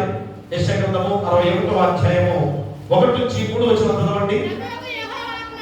ప్రభువు యెహోవా ఆత్మ నా మీదికి వచ్చినది, దీనులకు సువార్తమానం ప్రకటించుటకు యెహోవా నన్ను అభిషేకించాను. నలిగిన హృదయంగా వారిని దృఢపరచుటకును, చెరలో ఉన్న వారికి విడుదలను, బంధింపబడిన వారికి విముక్తిని ప్రకటించుటకును, యెహోవా హితవత్సరమును మన దేవుని ప్రతిదండన దినమును ప్రకటించుటకును, దుఃఖాక్రాంతులందరినీ ఓదార్చుటకును, సీయోనులో దుఃఖించు వారికి ఉల్లాస వస్త్రములను ధరింపజేయుటకును, బూడిదకు ప్రతిగా భూదండను, దుఃఖములకు ప్రతిగా ఆనందతైలమును, భారభరితమైన ఆత్మకు ప్రతిగా స్తుతి వస్త్రమును వారికిచ్చుటకును ఆయన నన్ను పంపి ఉన్నాడు. యెహోవా తన్ను మహిమపరచుకున్నట్లు నీతి అను మస్తకి వృక్షములనియు యెహోవా నాటిన చెట్లనియు వారికి పేరు పెట్టబడును. ప్రియమురా, చూడండి, యెషయా ప్రవక్త ద్వారా 61వ అధ్యాయంలో చెప్పిన ఈ మాటలు ఎవరి గురించి చెప్పిన మాటలు? మా యేసుక్రీస్తు వారి ద్వారా జరిగే పరిపాలన. యేసుక్రీస్తు వారి లోకంలో వచ్చిన తర్వాత ఎలాంటి పరిపాలన ఉంటుందో, ఎలాగా అందరినీ ఏ విధంగా ఆయన దగ్గరికి చేర్చుకుంటాడో, ప్రతి విషయంలో విడుదల చేసి వారిని రక్షిస్తాడో చెప్పబడిన 3 వచనాల్లో యెషయా ప్రవక్త ద్వారా శ్రవించిన గొప్ప మాట. మరి యెషయా ప్రవక్త ప్రవచించిన ఈ లేఖన భాగము ఎక్కడ నెరవేర్చబడింది? ఎక్కడ నెరవేర్చబడింది? చూడండి, లూకా సువార్త 4వ అధ్యాయము 16 నుంచి 21 వచనాలు చదవండి ఒకసారి.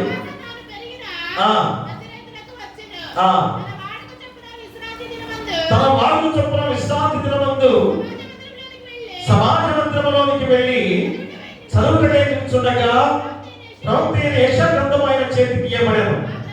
ఆయన గ్రంథం విప్పగా ప్రభువు ఆత్మ నా మీద ఉన్నది, బీదలకు సువార్త ప్రకటించుటకై ఆయనను అభిషేకించాను. చెరలో ఉన్న వారికి విడుదలను, వృద్ధి వారికి చూపును కలుగునని ప్రకటించుటకును, నలిగిన వారిని విడిపించుటకును, ప్రభు హితవత్సరమును ప్రకటించుటకును ఆయన నన్ను పంపి ఉన్నాడు అని వ్రాయబడిన చోటు ఆయనకు దొరికెను. ఆయన గ్రంథం చుట్టి పంచాంగం కూర్చుండెను. సమాజ మందిరంలో ఉన్న వారందరూ ఆయన తేరి చూడగా ఆయన, నేను మీ వినికిడిలో ఈ లేఖనము నెరవేరిందని వారితో చెప్పసాగాను. యెషయా ప్రవక్త ప్రవచించిన లేఖనము ఈ లూకా సువార్తికుడి ద్వారా యేసుక్రీస్తు వారి లోకంలోకి ఏ విధంగా ఎందుకు వచ్చాడో ఖచ్చితంగా మనం గుర్తు చేసిన వాక్యం కదా. మా ఈరోజు ఇంతగా తెలుసుకున్న తర్వాత కూడా నీ పరిస్థితి ఏంటి? మా నీ జీవిత విధానంలో ఎలాంటి అహంకారం ప్రదర్శిస్తున్నా? నీకున్న స్తోమతలో ఎదుటివాడిని ప్రేమించేవాడిగా ఉన్నావా? నేను అనే అహంకారం నీలోంచి తీసివేసుకొని ఎదుటివాడిని ప్రేమగా చూసుకునేవాడిగా ఉంటున్నావా? ఏదైనా చిన్న ఉద్యోగమైన అటెండర్గా ఉద్యోగమైనా కానీ ఒకసారి ఆలోచించేయండి. అటెండర్గా ఉన్నవాడైనా కానీ మనం ఏదైనా సంతకాలు కావాలి, ఆ అధికారితో సంతకం కావాలి, వెళ్ళి అయ్యా ఇది కొంచెం సంతకం పెట్టించేయని చెప్పిస్తే ఆ యొక్క అధికారి కన్నా మా అటెండర్లే చాలా ఎక్కువగా ప్రతాపం చూపిస్తుంటారు. కూర్చో. చూడండి, చాలా సందర్భాల్లో మనం చాలా చోట్ల కూడా చూసి ఉంటాం కదా. కూర్చో కాసేపు, మర్యాద కూడా లేకుండా మాట్లాడే వాటిని మనం చూస్తుంటాం. ప్రియరా, మరి క్రైస్తవుడిగా నువ్వు మరి నీకు ఇచ్చిన ఏ దేవులో అయినా కానీ నువ్వు ఎలా ఉండాలి? మరి యేసుక్రీస్తు వారు పేదలకు సువార్త ప్రకటించడానికి ఆయనను అభిషేకించను, చెరలో ఉన్న వారికి విడుదలకును, వృద్ధి వారికి చూపును ప్రకటించుటకును, నలిగిన వారిని విడిపించుటకు ఆయన ఈ లోకానికి వచ్చిన వాడు. క్రైస్తవుడిగా నువ్వు ఎలా ఉండాలి? మరి నువ్వు చేసే ఏ చిన్న ఉద్యోగమైనా కానీ ఎదుటి వాడి ప్రేమతో ఆ పని చేసేవాడిగా ఉండాల్సిన బాధ్యతను గుర్తు చేస్తున్నాడు. ప్రియరా, కాబట్టి సిలువ విడుదలకు పిలుస్తుంది అని గుర్తు చేస్తున్నాడు. అందుకని ప్రభువైన యేసుక్రీస్తు తన 3.5 ఏళ్ల సేవా జీవితంలో మా దేవుని రాజ్య సువార్తను ప్రకటిస్తూ నలిగిన, బలహీనులైన, పేదలైన, రోగులైన పల్లెలకు వెళ్ళి వారికి శారీరక, ఆత్మీయ రుగ్మతల నుండి విడుదల చేశాడు, స్వస్థపరిచాడు. ఎంత అక్రమాల వారిగా చూసేవారు. మరి ఇప్పుడు కూడా అదే స్థితి మనలో ఉంది కదా. మన భారతదేశంలోనే ఇంకా కొనసాగుతుంది. మన భారతదేశంలో ఇంకా కొనసాగుతుంది. మా క్రైస్తవ్యం అనేది ప్రపంచంలో ఇంత భారతదేశంలో ఇద్దరు మన యొక్క జాతిని తక్కువగా చూస్తున్న వారుగా ఈరోజు ఉన్నవారు.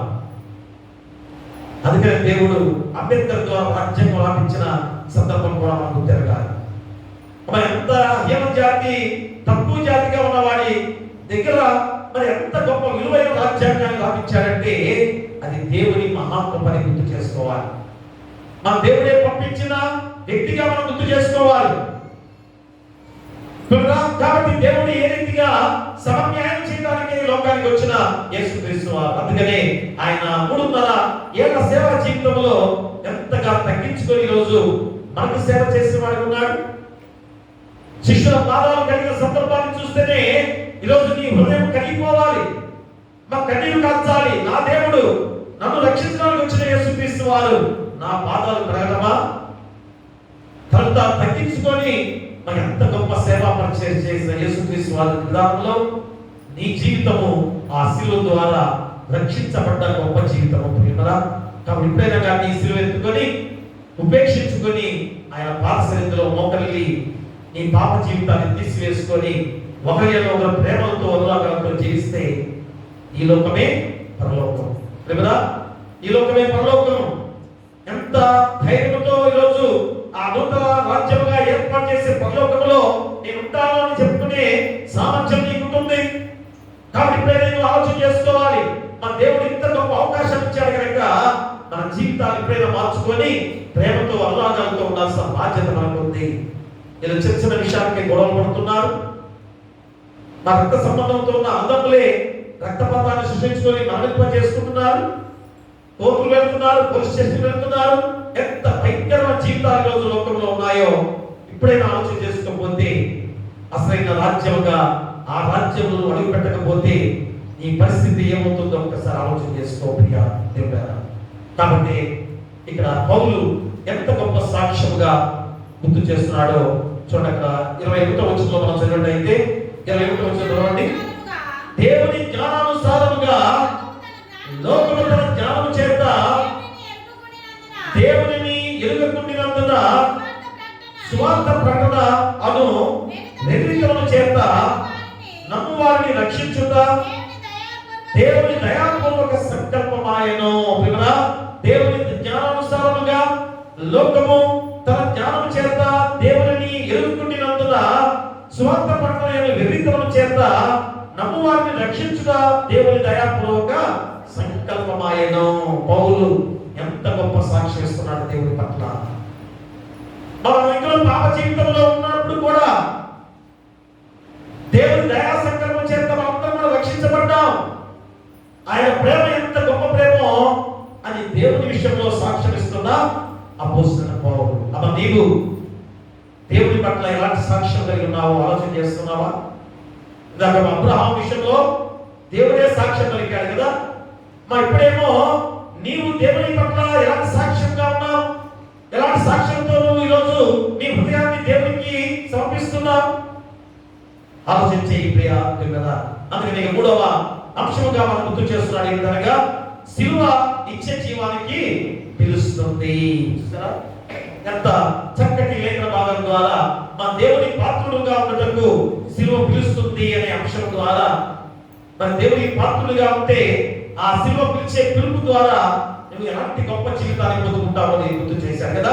ఒకటేమో శిలువ శిష్యరికానికి పిలుస్తుంది, రెండోదేమో శిలువ విడుదలకు పిలుస్తుంది, మూడోదేమో నిత్య జీవానికి వారసుడిగా నేను పిలుస్తుంది.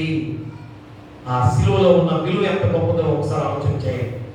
అందుకని సమకాల ధ్యానాలలో ఈ శిలువ పాటలుగా ఎందుకు మనం పాడుకుంటున్నాం?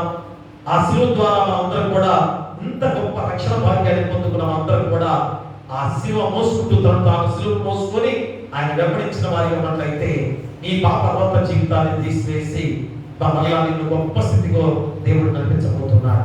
అందుకని చివరిగా శిలువ నిత్య జీవానికి పిలుస్తుంది. మత్తయి సువార్త 10వ అధ్యాయంలో 32వ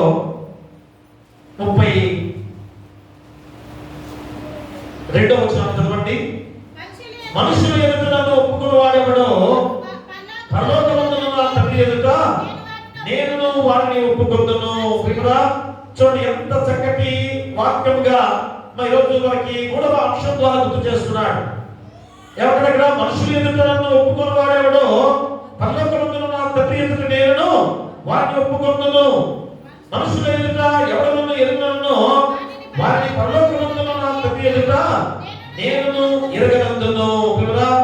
మనుషుల ఎదుటను దేవుని ఒప్పుకోవాలి. ఎవరైతే మనుషుల ఎదుట దేవుని ఒప్పుకోకుండా ఉన్నారో పరలోక రాజ్యంలో ఆ దేవాది దేవుడిగా యేసుక్రీస్తు వారి సింహాసనాసీనుడిగా తీర్పు చేయడానికి సిద్ధంగా ఉన్నాడు. నువ్వు మనుషుల ఎదుట ఒప్పుకోకపోతే ఆయన కూడా ఒప్పుకోడు. ఆయన ఒప్పుకోడు. నువ్వు నా యొక్క పాత్రను కాదు కదా. అదే చెప్తున్నా, నిత్య జీవం అనగా ఆత్మీయంగా ఎల్లప్పుడూ జీవించే ఆ నిత్య జీవాన్ని నేను ఇస్తాను కనుక ఆయన పిలుస్తున్నాడు రా అని సిలువ ద్వారా నిన్ను పిలిచాడు యేసుక్రీస్తు వారు. ఆ సిలువ పిలుపు ఎలా ఉంది? నిత్య జీవానికి మార్గంగా దేవాది దేవుడి ఆ సిలువ మార్గం ద్వారా నిన్ను నడిపించడానికి సిద్ధంగా ఉన్నాడు. అందుకనే రోమ పత్రిక 6వ అధ్యాయం చూడండి ఒకసారి. అపోస్తలుడైన పౌలు రోమీయులకు రాసిన పత్రిక 6వ అధ్యాయం 23వ వచనాన్ని చదవండి. ఏలయనగా పాపం వలన వచ్చు జీతం మరణము, అయితే దేవుని కృపావరము మన ప్రభువైన క్రీస్తు యేసునందు నిత్య జీవము. చూడండి, ఏలయనగా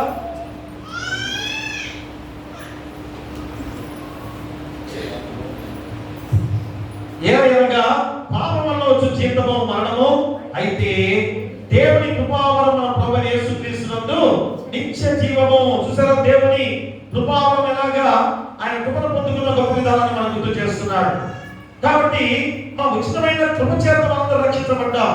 కాబట్టి యేసుక్రీస్తును విశ్వసించుటే నిత్య జీవం అని రోజు గుర్తు చేస్తున్నాడు. అంతటి విశ్వాసము నీలో ఉందా? దేవునిపై అంతటి విశ్వాసాన్ని కనబరుస్తున్నావా? ఖచ్చితంగా యేసుక్రీస్తు వారిని నేను విశ్వాసం ఉంచుతున్నానని నువ్వు అంటున్నావా? అనుకున్నవాడైతే ఈరోజు లోకంలో ఎందుకని ఇలాంటి స్థితులు గతులతో మనం జీవిస్తున్నాం? కక్షలు కార్పణ్యాలతో ఎదురు జీవిస్తున్నాం. మా చెడు జీవితాలతో ఎదురు జీవిస్తున్నాం. ఒకసారి ఆలోచన చేసుకుంటే మా ఇప్పుడైనా కానీ దేవుడు ఇచ్చిన అవకాశాన్ని సద్వినియోగం చేసుకోవాలి. చూడండి, యోహాను సువార్తలో యోహాను సువార్త 5వ అధ్యాయము 24వ వచనాన్ని చదవండి ఒకసారి. 5వ అధ్యాయం 24వ వచనం. నా మాట విని నన్ను పంపిన వారిని విశ్వాసం ఉంచువాడు నిత్య జీవం గలవాడు. వాడు తీర్పులోనికి రాక మరణంలో నుండి జీవంలోనికి దాటి ఉన్నాడని నీతో నిత్యముగా చెప్పుచున్నాను. నా మాట విని నన్ను పంపిన వారి యందు విశ్వాసం ఉంచువాడు నిత్య జీవం గలవాడు. చూడండి, ఎంత ఖచ్చితమైన మాటగా దేవుడు గుర్తు చేస్తున్నాడు. కాబట్టి ఇప్పుడైనా కానీ నా జ్ఞాపకార్థంగా దీన్ని చేయుడి అని ఆజ్ఞాపించిన దేవాది దేవుడు. ఆజ్ఞాపించిన దేవాది, నా జ్ఞాపకార్థం దీన్ని చేయుడి అని ఆజ్ఞాపించిన దేవాది దేవుడు. కాబట్టి ఏమి ఆజ్ఞాపించాడు? మళ్ళా ఈరోజు గుర్తు చేస్తున్నాడు. ఏం కనుక ప్రభు భోజనంలో విశ్వాసి పాల్గొనటము స్వీకరించటము. మళ్ళా చెబుతున్నాను, మళ్ళా వచ్చింది ఈరోజు కదా సందర్భం. దేవుని విశ్వసించిన వాడిగా ఏం చేయాలి? మా ప్రభు భోజనంలో పాల్గొనాలి కదా. ఎంతమంది రోజు సంఘంలో ఉన్నారు? ఎంతమంది పురుషులు, ఎంతమంది స్త్రీలు ఉన్నారు? ఒక్కసారి లెక్కేసుకుంటే మీరందరూ బాప్తిస్మం నిర్ధారణ తీసుకున్న వారే. అయినా కానీ బాప్తిస్మం ప్రభుత్వ భోజన సంస్కారాన్ని స్వీకరించట్లేదంటే అర్థం ఏంటి? మా యేసుక్రీస్తు వారిని విశ్వసిస్తున్నావా లేదు అనేది ఇక్కడే మనం లెక్కేయచ్చు కదా. ఒక్కసారి అక్కడ ఒక రిజిస్టర్ పెట్టుకొని ఎవరైతే ప్రభుత్వ భోజన సంస్కారం తీసుకునేది వారందరూ కూడా విశ్వాసం లేని వారే అని నేను ముద్ర వేయచ్చు కదా.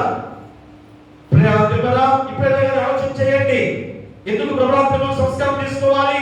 ఆయన శరీరమును రొట్టెగాను ఆయన రక్తం పానముగా పూజించి ఆయన మనలో జీర్ణం చేసుకునే గొప్ప విధానం ద్వారా ఆయన పోలి నడుచుకోవడానికి దేవుడిచ్చిన గొప్ప అవకాశం.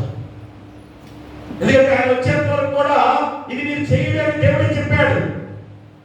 అయ్యా, నన్ను స్వీకరించి నా ద్వారా మీరు లోకంలో ఉండండి, అప్పుడు అపవాది ఏ విధంగా కూడా మీ మీద ప్రయోగం చేయకుండా నిన్ను కాపాడుతూ పరిశుద్ధంగా పవిత్రంగా నడిపించే దేవుడు నీకు తోడుగా ఉండే గొప్ప సందర్భం ద్వారా ఆ ప్రభురాత్రి భోజన సంస్కారంలో పాల్గొనమని నా దేవుడు ఆజ్ఞానుసారంగా వారికి పిలిచిన గొప్ప పిలుపు.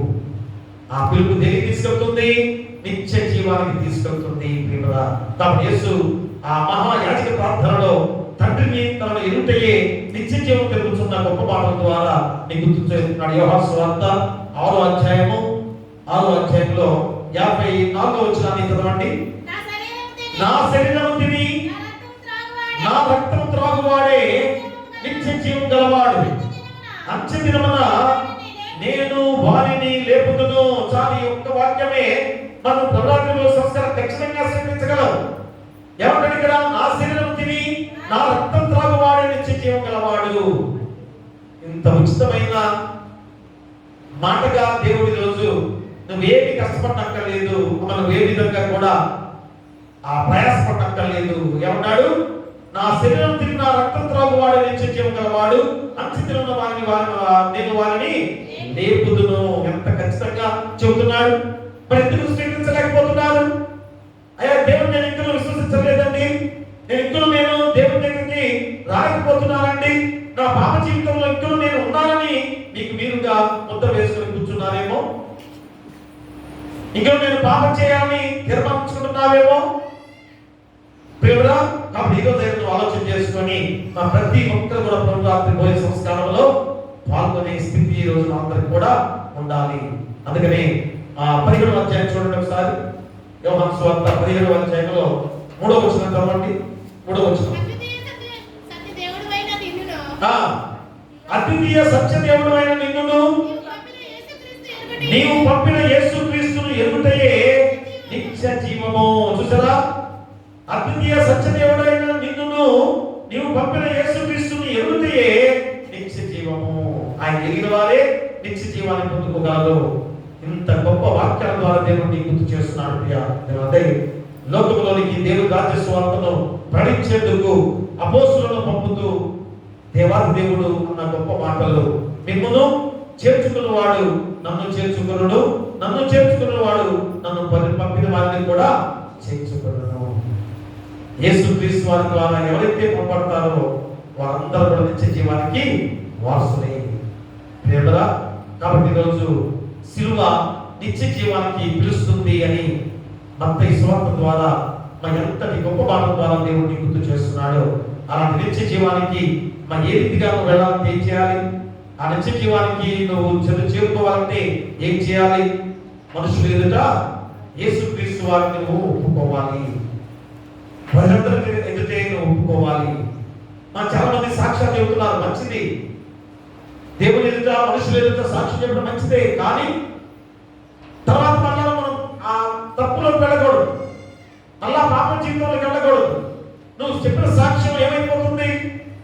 దేవుడు ఇంతకాలం నువ్వు కాపాడాడు అని నువ్వు తెలుసుకున్న తర్వాత దేవుడిని విశ్వసిస్తున్నావు కనుక మళ్ళా నువ్వు పాప జీవితంలోకి వెళ్తున్నావే. చాలా మంది కూడా సాక్ష్యం చెప్పేవాళ్ళు చాలా జాగ్రత్తగా ఆలోచన చేసుకోవాలి.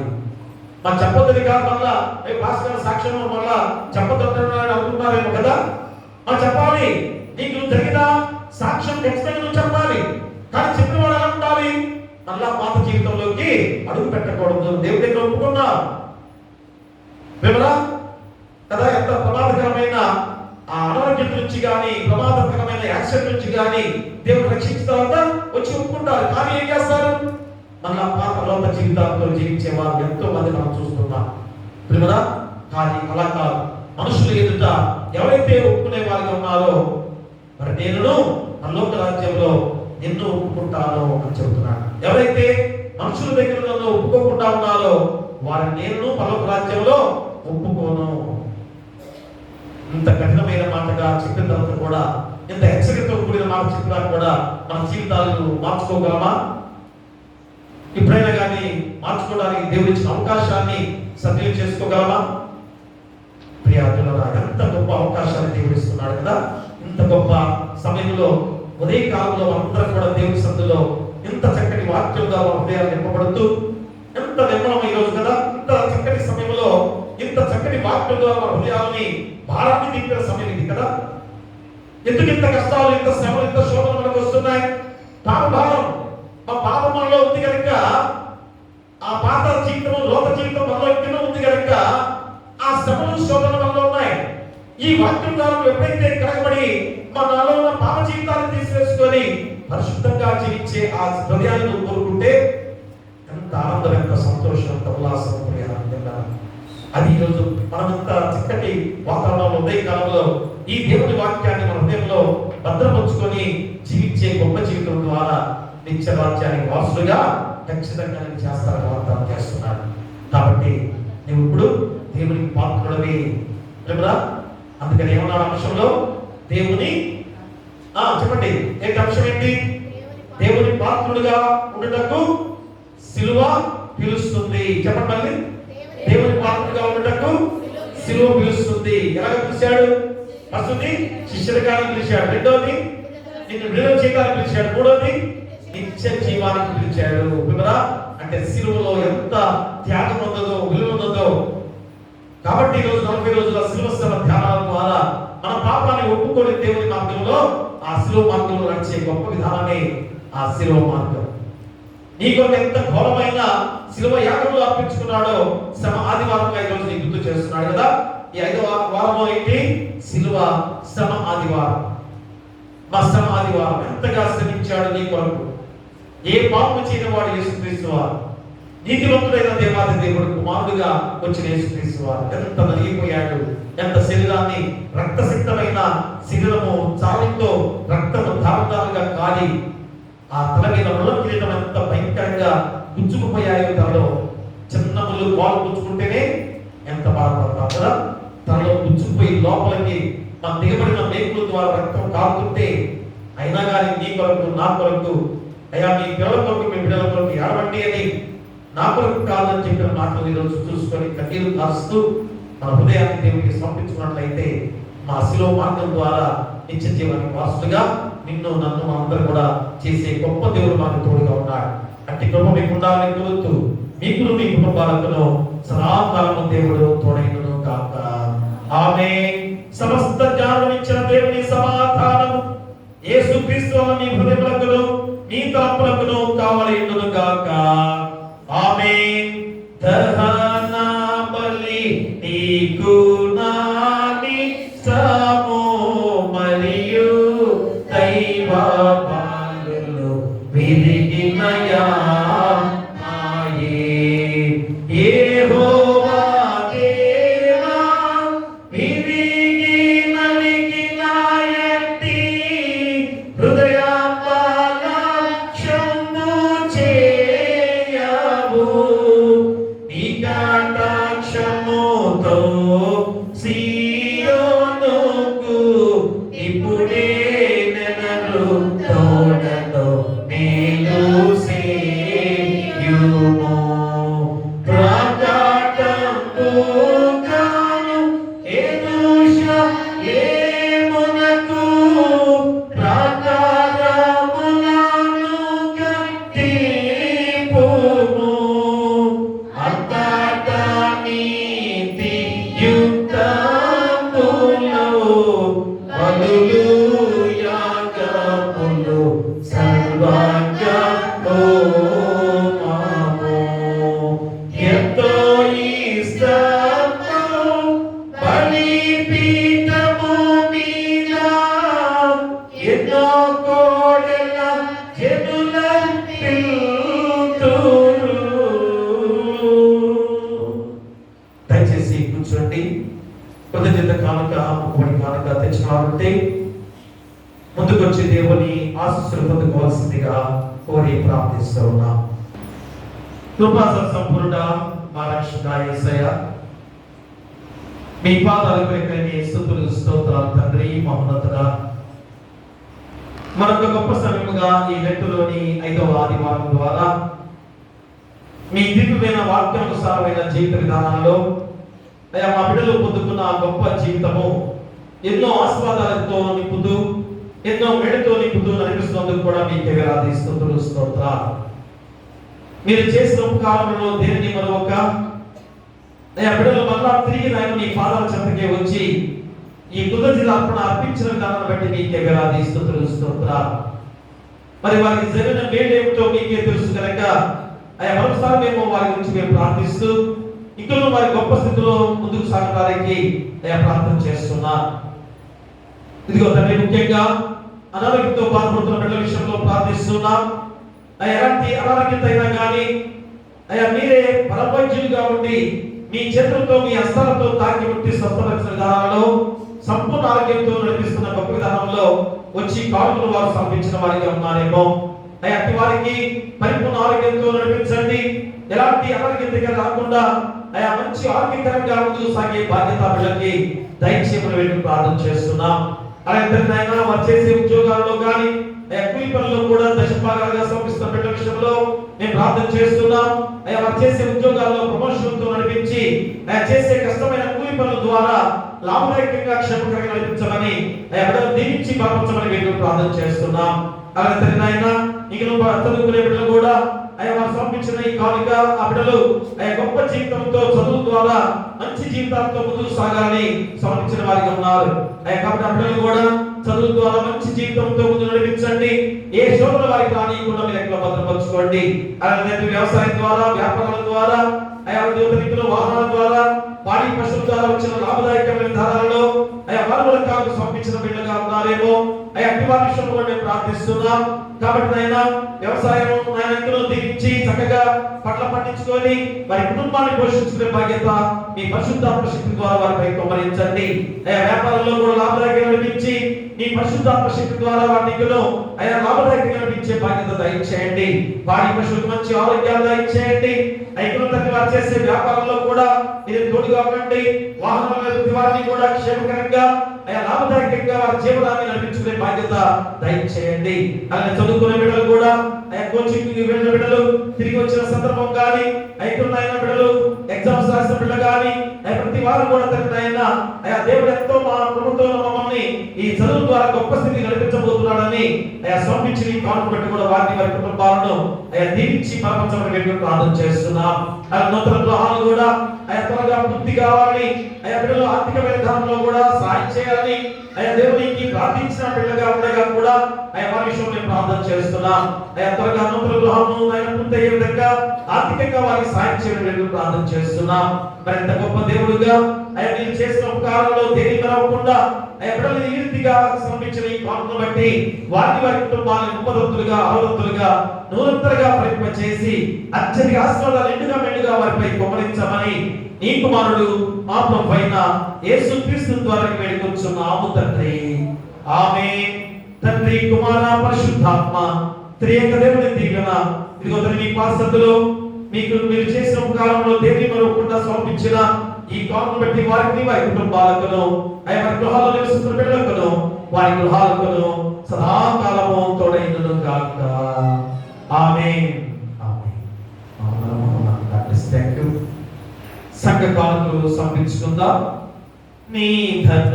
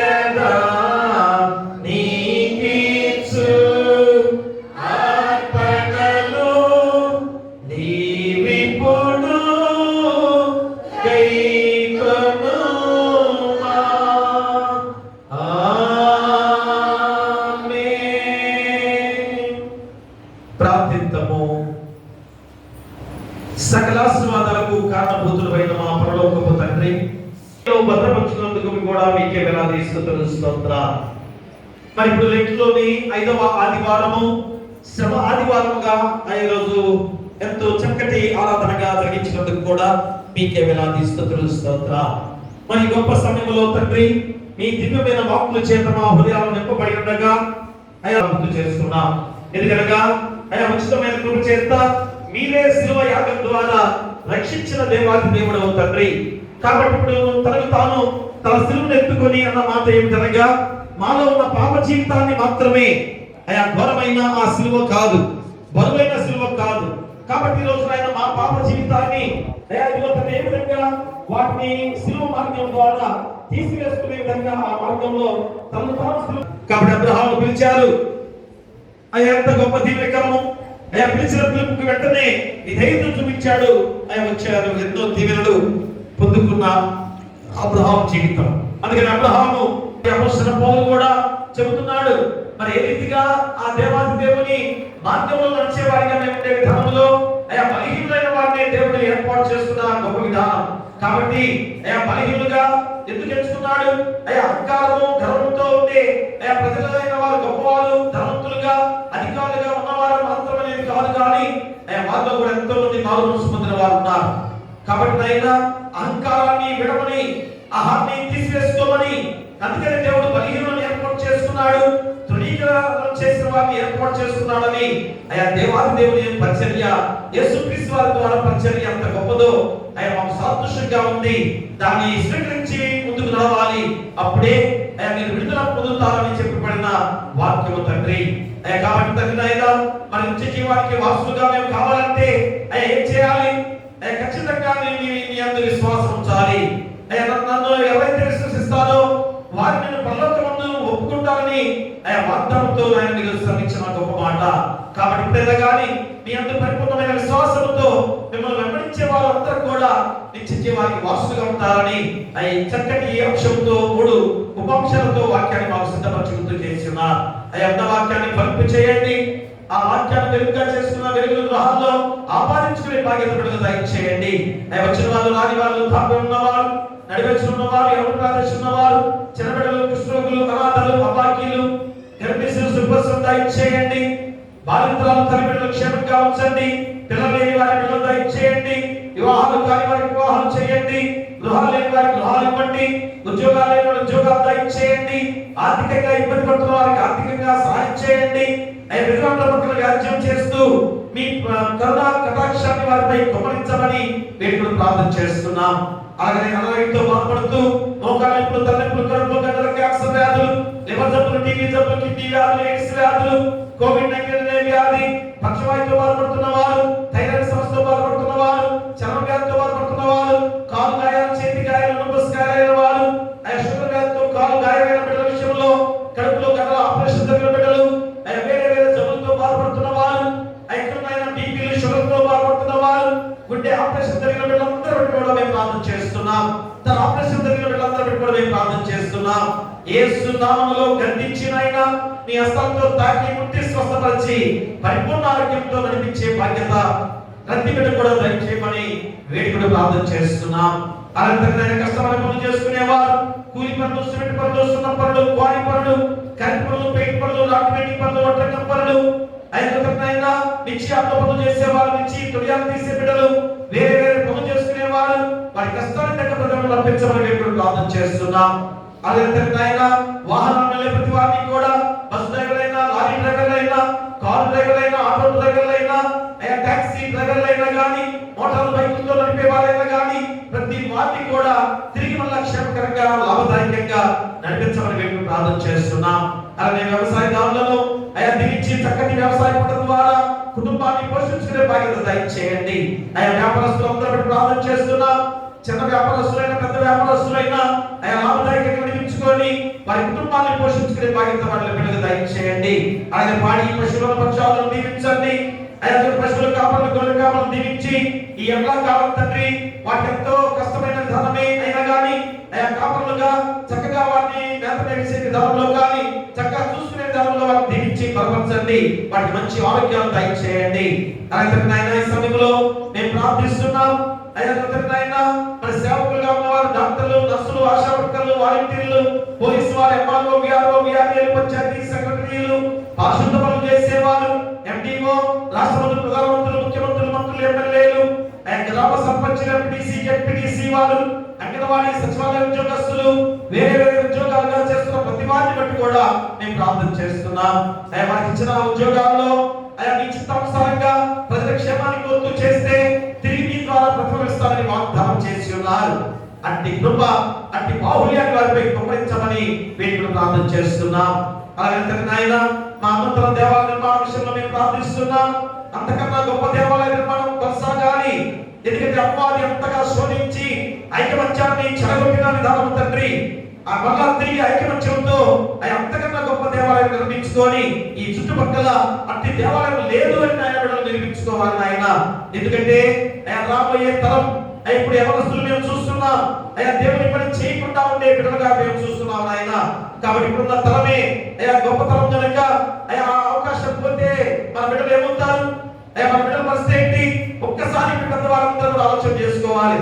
మా తరంలోనే గొప్ప దేవాలయ నిర్మాణం కొనసాగి దేవుని మహిమపరుచుకుంటూ ఉంటే మా బిడ్డలందరూ కూడా దీవించబడతారు, ఆశించబడతారని వారు ఇప్పుడే దాన్ని ఏర్పాటు చేసుకోవాలి. ఎందుకంటే తీర్పు సమయంలో మళ్ళా మనల్ని అడుగుతాడేమో, తీర్పు సమయంలో వాళ్ళందరూ కూడా దేవుడు అడుగుతాడేమో, బిడ్డల విషయంలో మీరు ఏం చేశారు, రాబోయే తరానికి మీరు ఏ విధంగా దేవుని మార్గాన్ని చూపించారని అడుగుతారేమో. కాబట్టి వీళ్ళున్న పెద్దవారందరూ కూడా ఆలోచన చేసుకోవాలి.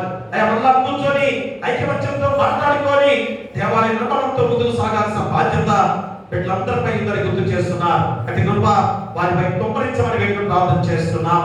అలాగే నాయన మరి సమయంలో మేము ప్రార్థిస్తున్నాం. చదువుకునే పిల్లల విషయంలో ఇంటర్మీడియట్ ఎగ్జామ్స్ పూర్తయ్యాయి. మంచి మార్కులు విజయం సాధించుకునే బాధ్యతలు దయచేయండి.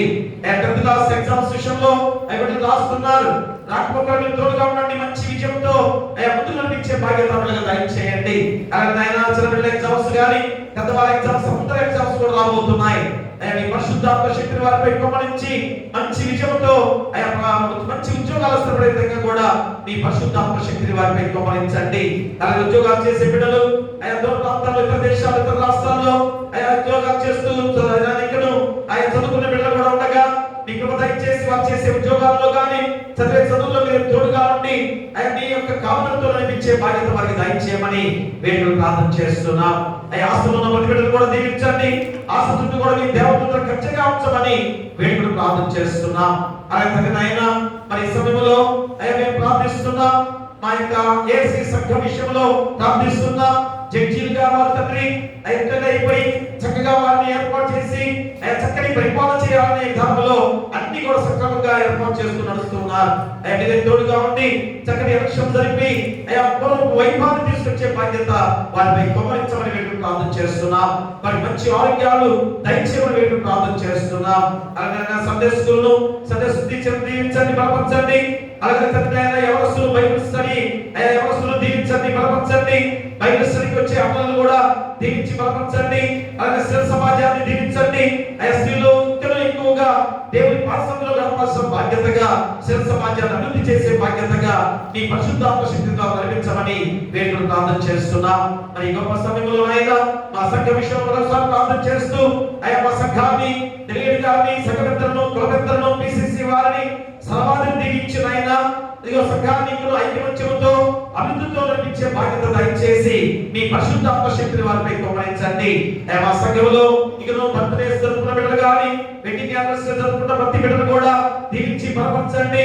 మరి సమర్పించిన ఈ కానుకలు బట్టి, కృతజ్ఞత కానుకలు బట్టి, మొక్కుబడి కానుకలు బట్టి, దశభాగాలు మృతఫలాలు ఇచ్చిన వారిని బట్టి, గుమ్మడి బియ్యాన్ని తీసుకొచ్చిన వారిని బట్టి వారిని వారి కుటుంబాలను ముప్పదంతులుగా, అరవదంతులుగా, నూరంతలుగా ఫలింపజేసి అత్యధిక ఆశీర్వాదాలు వారిపై కుమ్మరించమని వేడుకలు ప్రార్థన చేస్తున్నాం. అలాగే నాయన మా సంఘంలో, మా గ్రామంలో ఎలాంటి శోధన రానియకుండా ఐకమత్యంతో, సహోదర ప్రేమతో ప్రతి ఒక్క గృహంలో అద్భుతమైన కార్యాలతో సంతోషకరంగా నడిచే బాధ్యత దయచేయమని ఇదిగో మాట్లాడడంలో ప్రవేశిస్తున్నాం. గుడ్ ఫ్రైడేలో ప్రవేశించబోతున్నాం. ఈస్టర్ పండుగలో కూడా ప్రవేశించబోతున్నాం. ఈ గొప్ప పండుగల ద్వారా మా జీవితాలను పరిశుద్ధమైన మార్గంలో నడిపించుకునే బాధ్యతగా ప్రతి ఒక్కరి సిద్ధపడుతూ నడిపించే బాధ్యత దయచేయమని మా సంఘం చుట్టూ, గ్రామం చుట్టూ కూడా నీ దేవదూతల కంచెగా ఉంచమని నీ కుమారుడు మా ప్రభువైన యేసుక్రీస్తు ద్వారా వేడుకొంచున్నాము తండ్రి. ఆమేన్. పరలోకమందున మా తండ్రి, నీ నామం పరిశుద్ధపరచబడును గాక, నీ రాజ్యం వచ్చును గాక, నీ చిత్తం పరలోకమందు నెరవేర్చును, భూమి యందు నెరవేరును గాక. మనదిన ఆహారం నేడు మాకు దయచేయము. మా అపరాధము చేసిన వారిని క్షమించిన ప్రకారం మా అపరాధములను క్షమించుము. శోధన నుండి కాలుష్యములను తప్పించుము. రాజ్యమును శక్తియు మహిమయు నిరంతరము నీవై ఉన్నవి. ఆమేన్. ఆమేన్. దయచేసి కూర్చోండి. ప్రియ దేవుని సంగమా ప్రియులారా, గమనించండి. వచ్చే వారము శుక్రవారం ఐనవోలు కూచిపూడి ఇక్కడ వారి యొక్క కుటుంబ పంచాయతీలో ఉన్న కుటుంబ సభ్యులు మన భోజనాలు ఏర్పాటు చేయబోతున్నారు. వారి కుటుంబాలను దేవుడు దీవించును గాక. అలాగనే ఆర్కెస్ట్రా కూడా మరి సిద్ధంగా ముందుగా ఇచ్చున్నారు. పులగం విజయబాబు గారు, మేధాని గారి కుటుంబము అలాగనే 3,000 రూపాయలు ఇచ్చున్నారు. పులగం హేమంత్ గారు వారు కూడా 500 రూపాయలు ధనంగా ఇచ్చారు. మన పేరు మర్చిపోయాను, అంటే సమయం వచ్చారు కనుక అది నాకు 500 ఎక్కువ వచ్చాయని అనుకున్నాను. చుట్టప్ప పోలంపల్లి బాబు గారు, చుట్టమ్మ గారు, పోలంపల్లి బాబు గారు, చుట్టమ్మ గారు వారి కుటుంబం కష్టపడి 500 రూపాయలు ఇచ్చున్నారు. వారి కుటుంబాన్ని దేవుడు దీవించును గాక. అలాగనే గమనించండి, రేపు మట్ల ఆదివారం, వచ్చే ఆదివారం మట్ల ఆదివారం కనుక మరి మట్ల ఆదివారం సండే స్కూల్ పిల్లలతో కాదు, మా సండే స్కూల్ పిల్లలు ఏమనుకుంటున్నారు, యవనస్తులు చక్కగా రావాలి, పెద్దవాళ్ళు రావాలి. ఇది అందరూ పండుగ. యేసుక్రీస్తు వారు యేసులేం జయప్రవేశంలో చిన్నపిల్లలు వచ్చారా? అమ్మ ఈసారి జయప్రవేశం దేనికి? మనందరం కూడా 2వ వాక్యంగా యేసుక్రీస్తు వారిని ఎదుర్కోవాలి కదా. మరి దాని కొరకు మనం సిద్ధపడుతున్నామని మరి ఒక యవన చిన్నపిల్లలు ఏం కాదు, మా పెద్దవాళ్ళందరూ కూడా స్త్రీలు పురుషులు మరి అందరూ కూడా రావాలి. ఆ మట్టాలు చక్కగా దేవుని నామాన్ని కనపరుచుకుందాం. ఉదయం కాలంలో మరి అది ఆ యొక్క పురుషులుగా అందరం కూడా మరి మన సంఘమంతా కూడా గ్రామంతో కూడా తిరుగుతున్నాం కనుక అందరూ సిద్ధపడుతూ ఉండవలసిందిగా కోరి ప్రార్థిస్తున్నాం.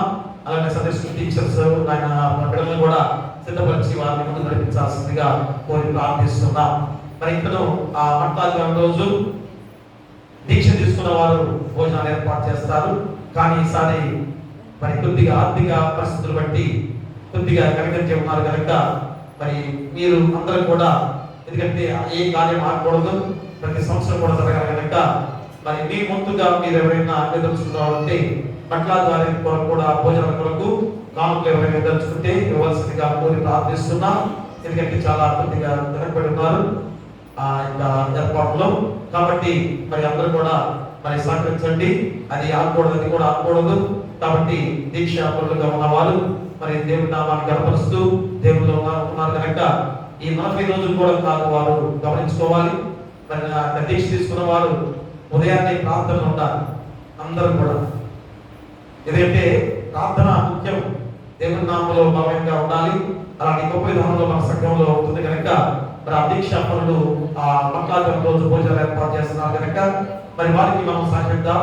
మరి మీ వంతుగా ఏదైనా సహాయం చేసేవారు మరి కానుకలు సమర్పించవలసిందిగా కోరి ప్రార్థిస్తున్నాం. దీవెనతో సెలవిమ్ము కర్తా, మాకు నీ దీవెనతో సెలవిమ్ము కర్తా. దీవించి క్షేమము దీవులను దయచేసి పోషణ వార్త భావమున సమకూర్చి దీవెనతో మాకు నీ దీవెన కర్తా. ప్రభు నా సృజనను కాపాడుగాక, ప్రభు నిమిత్తం సన్నిధి ప్రకాశింపజేసి కరుణించుగాక, ప్రభు నిమిత్తం సన్నిధిగా కృందింపచేసి నీకు సమాధానము కలుగు చేయునుగాక.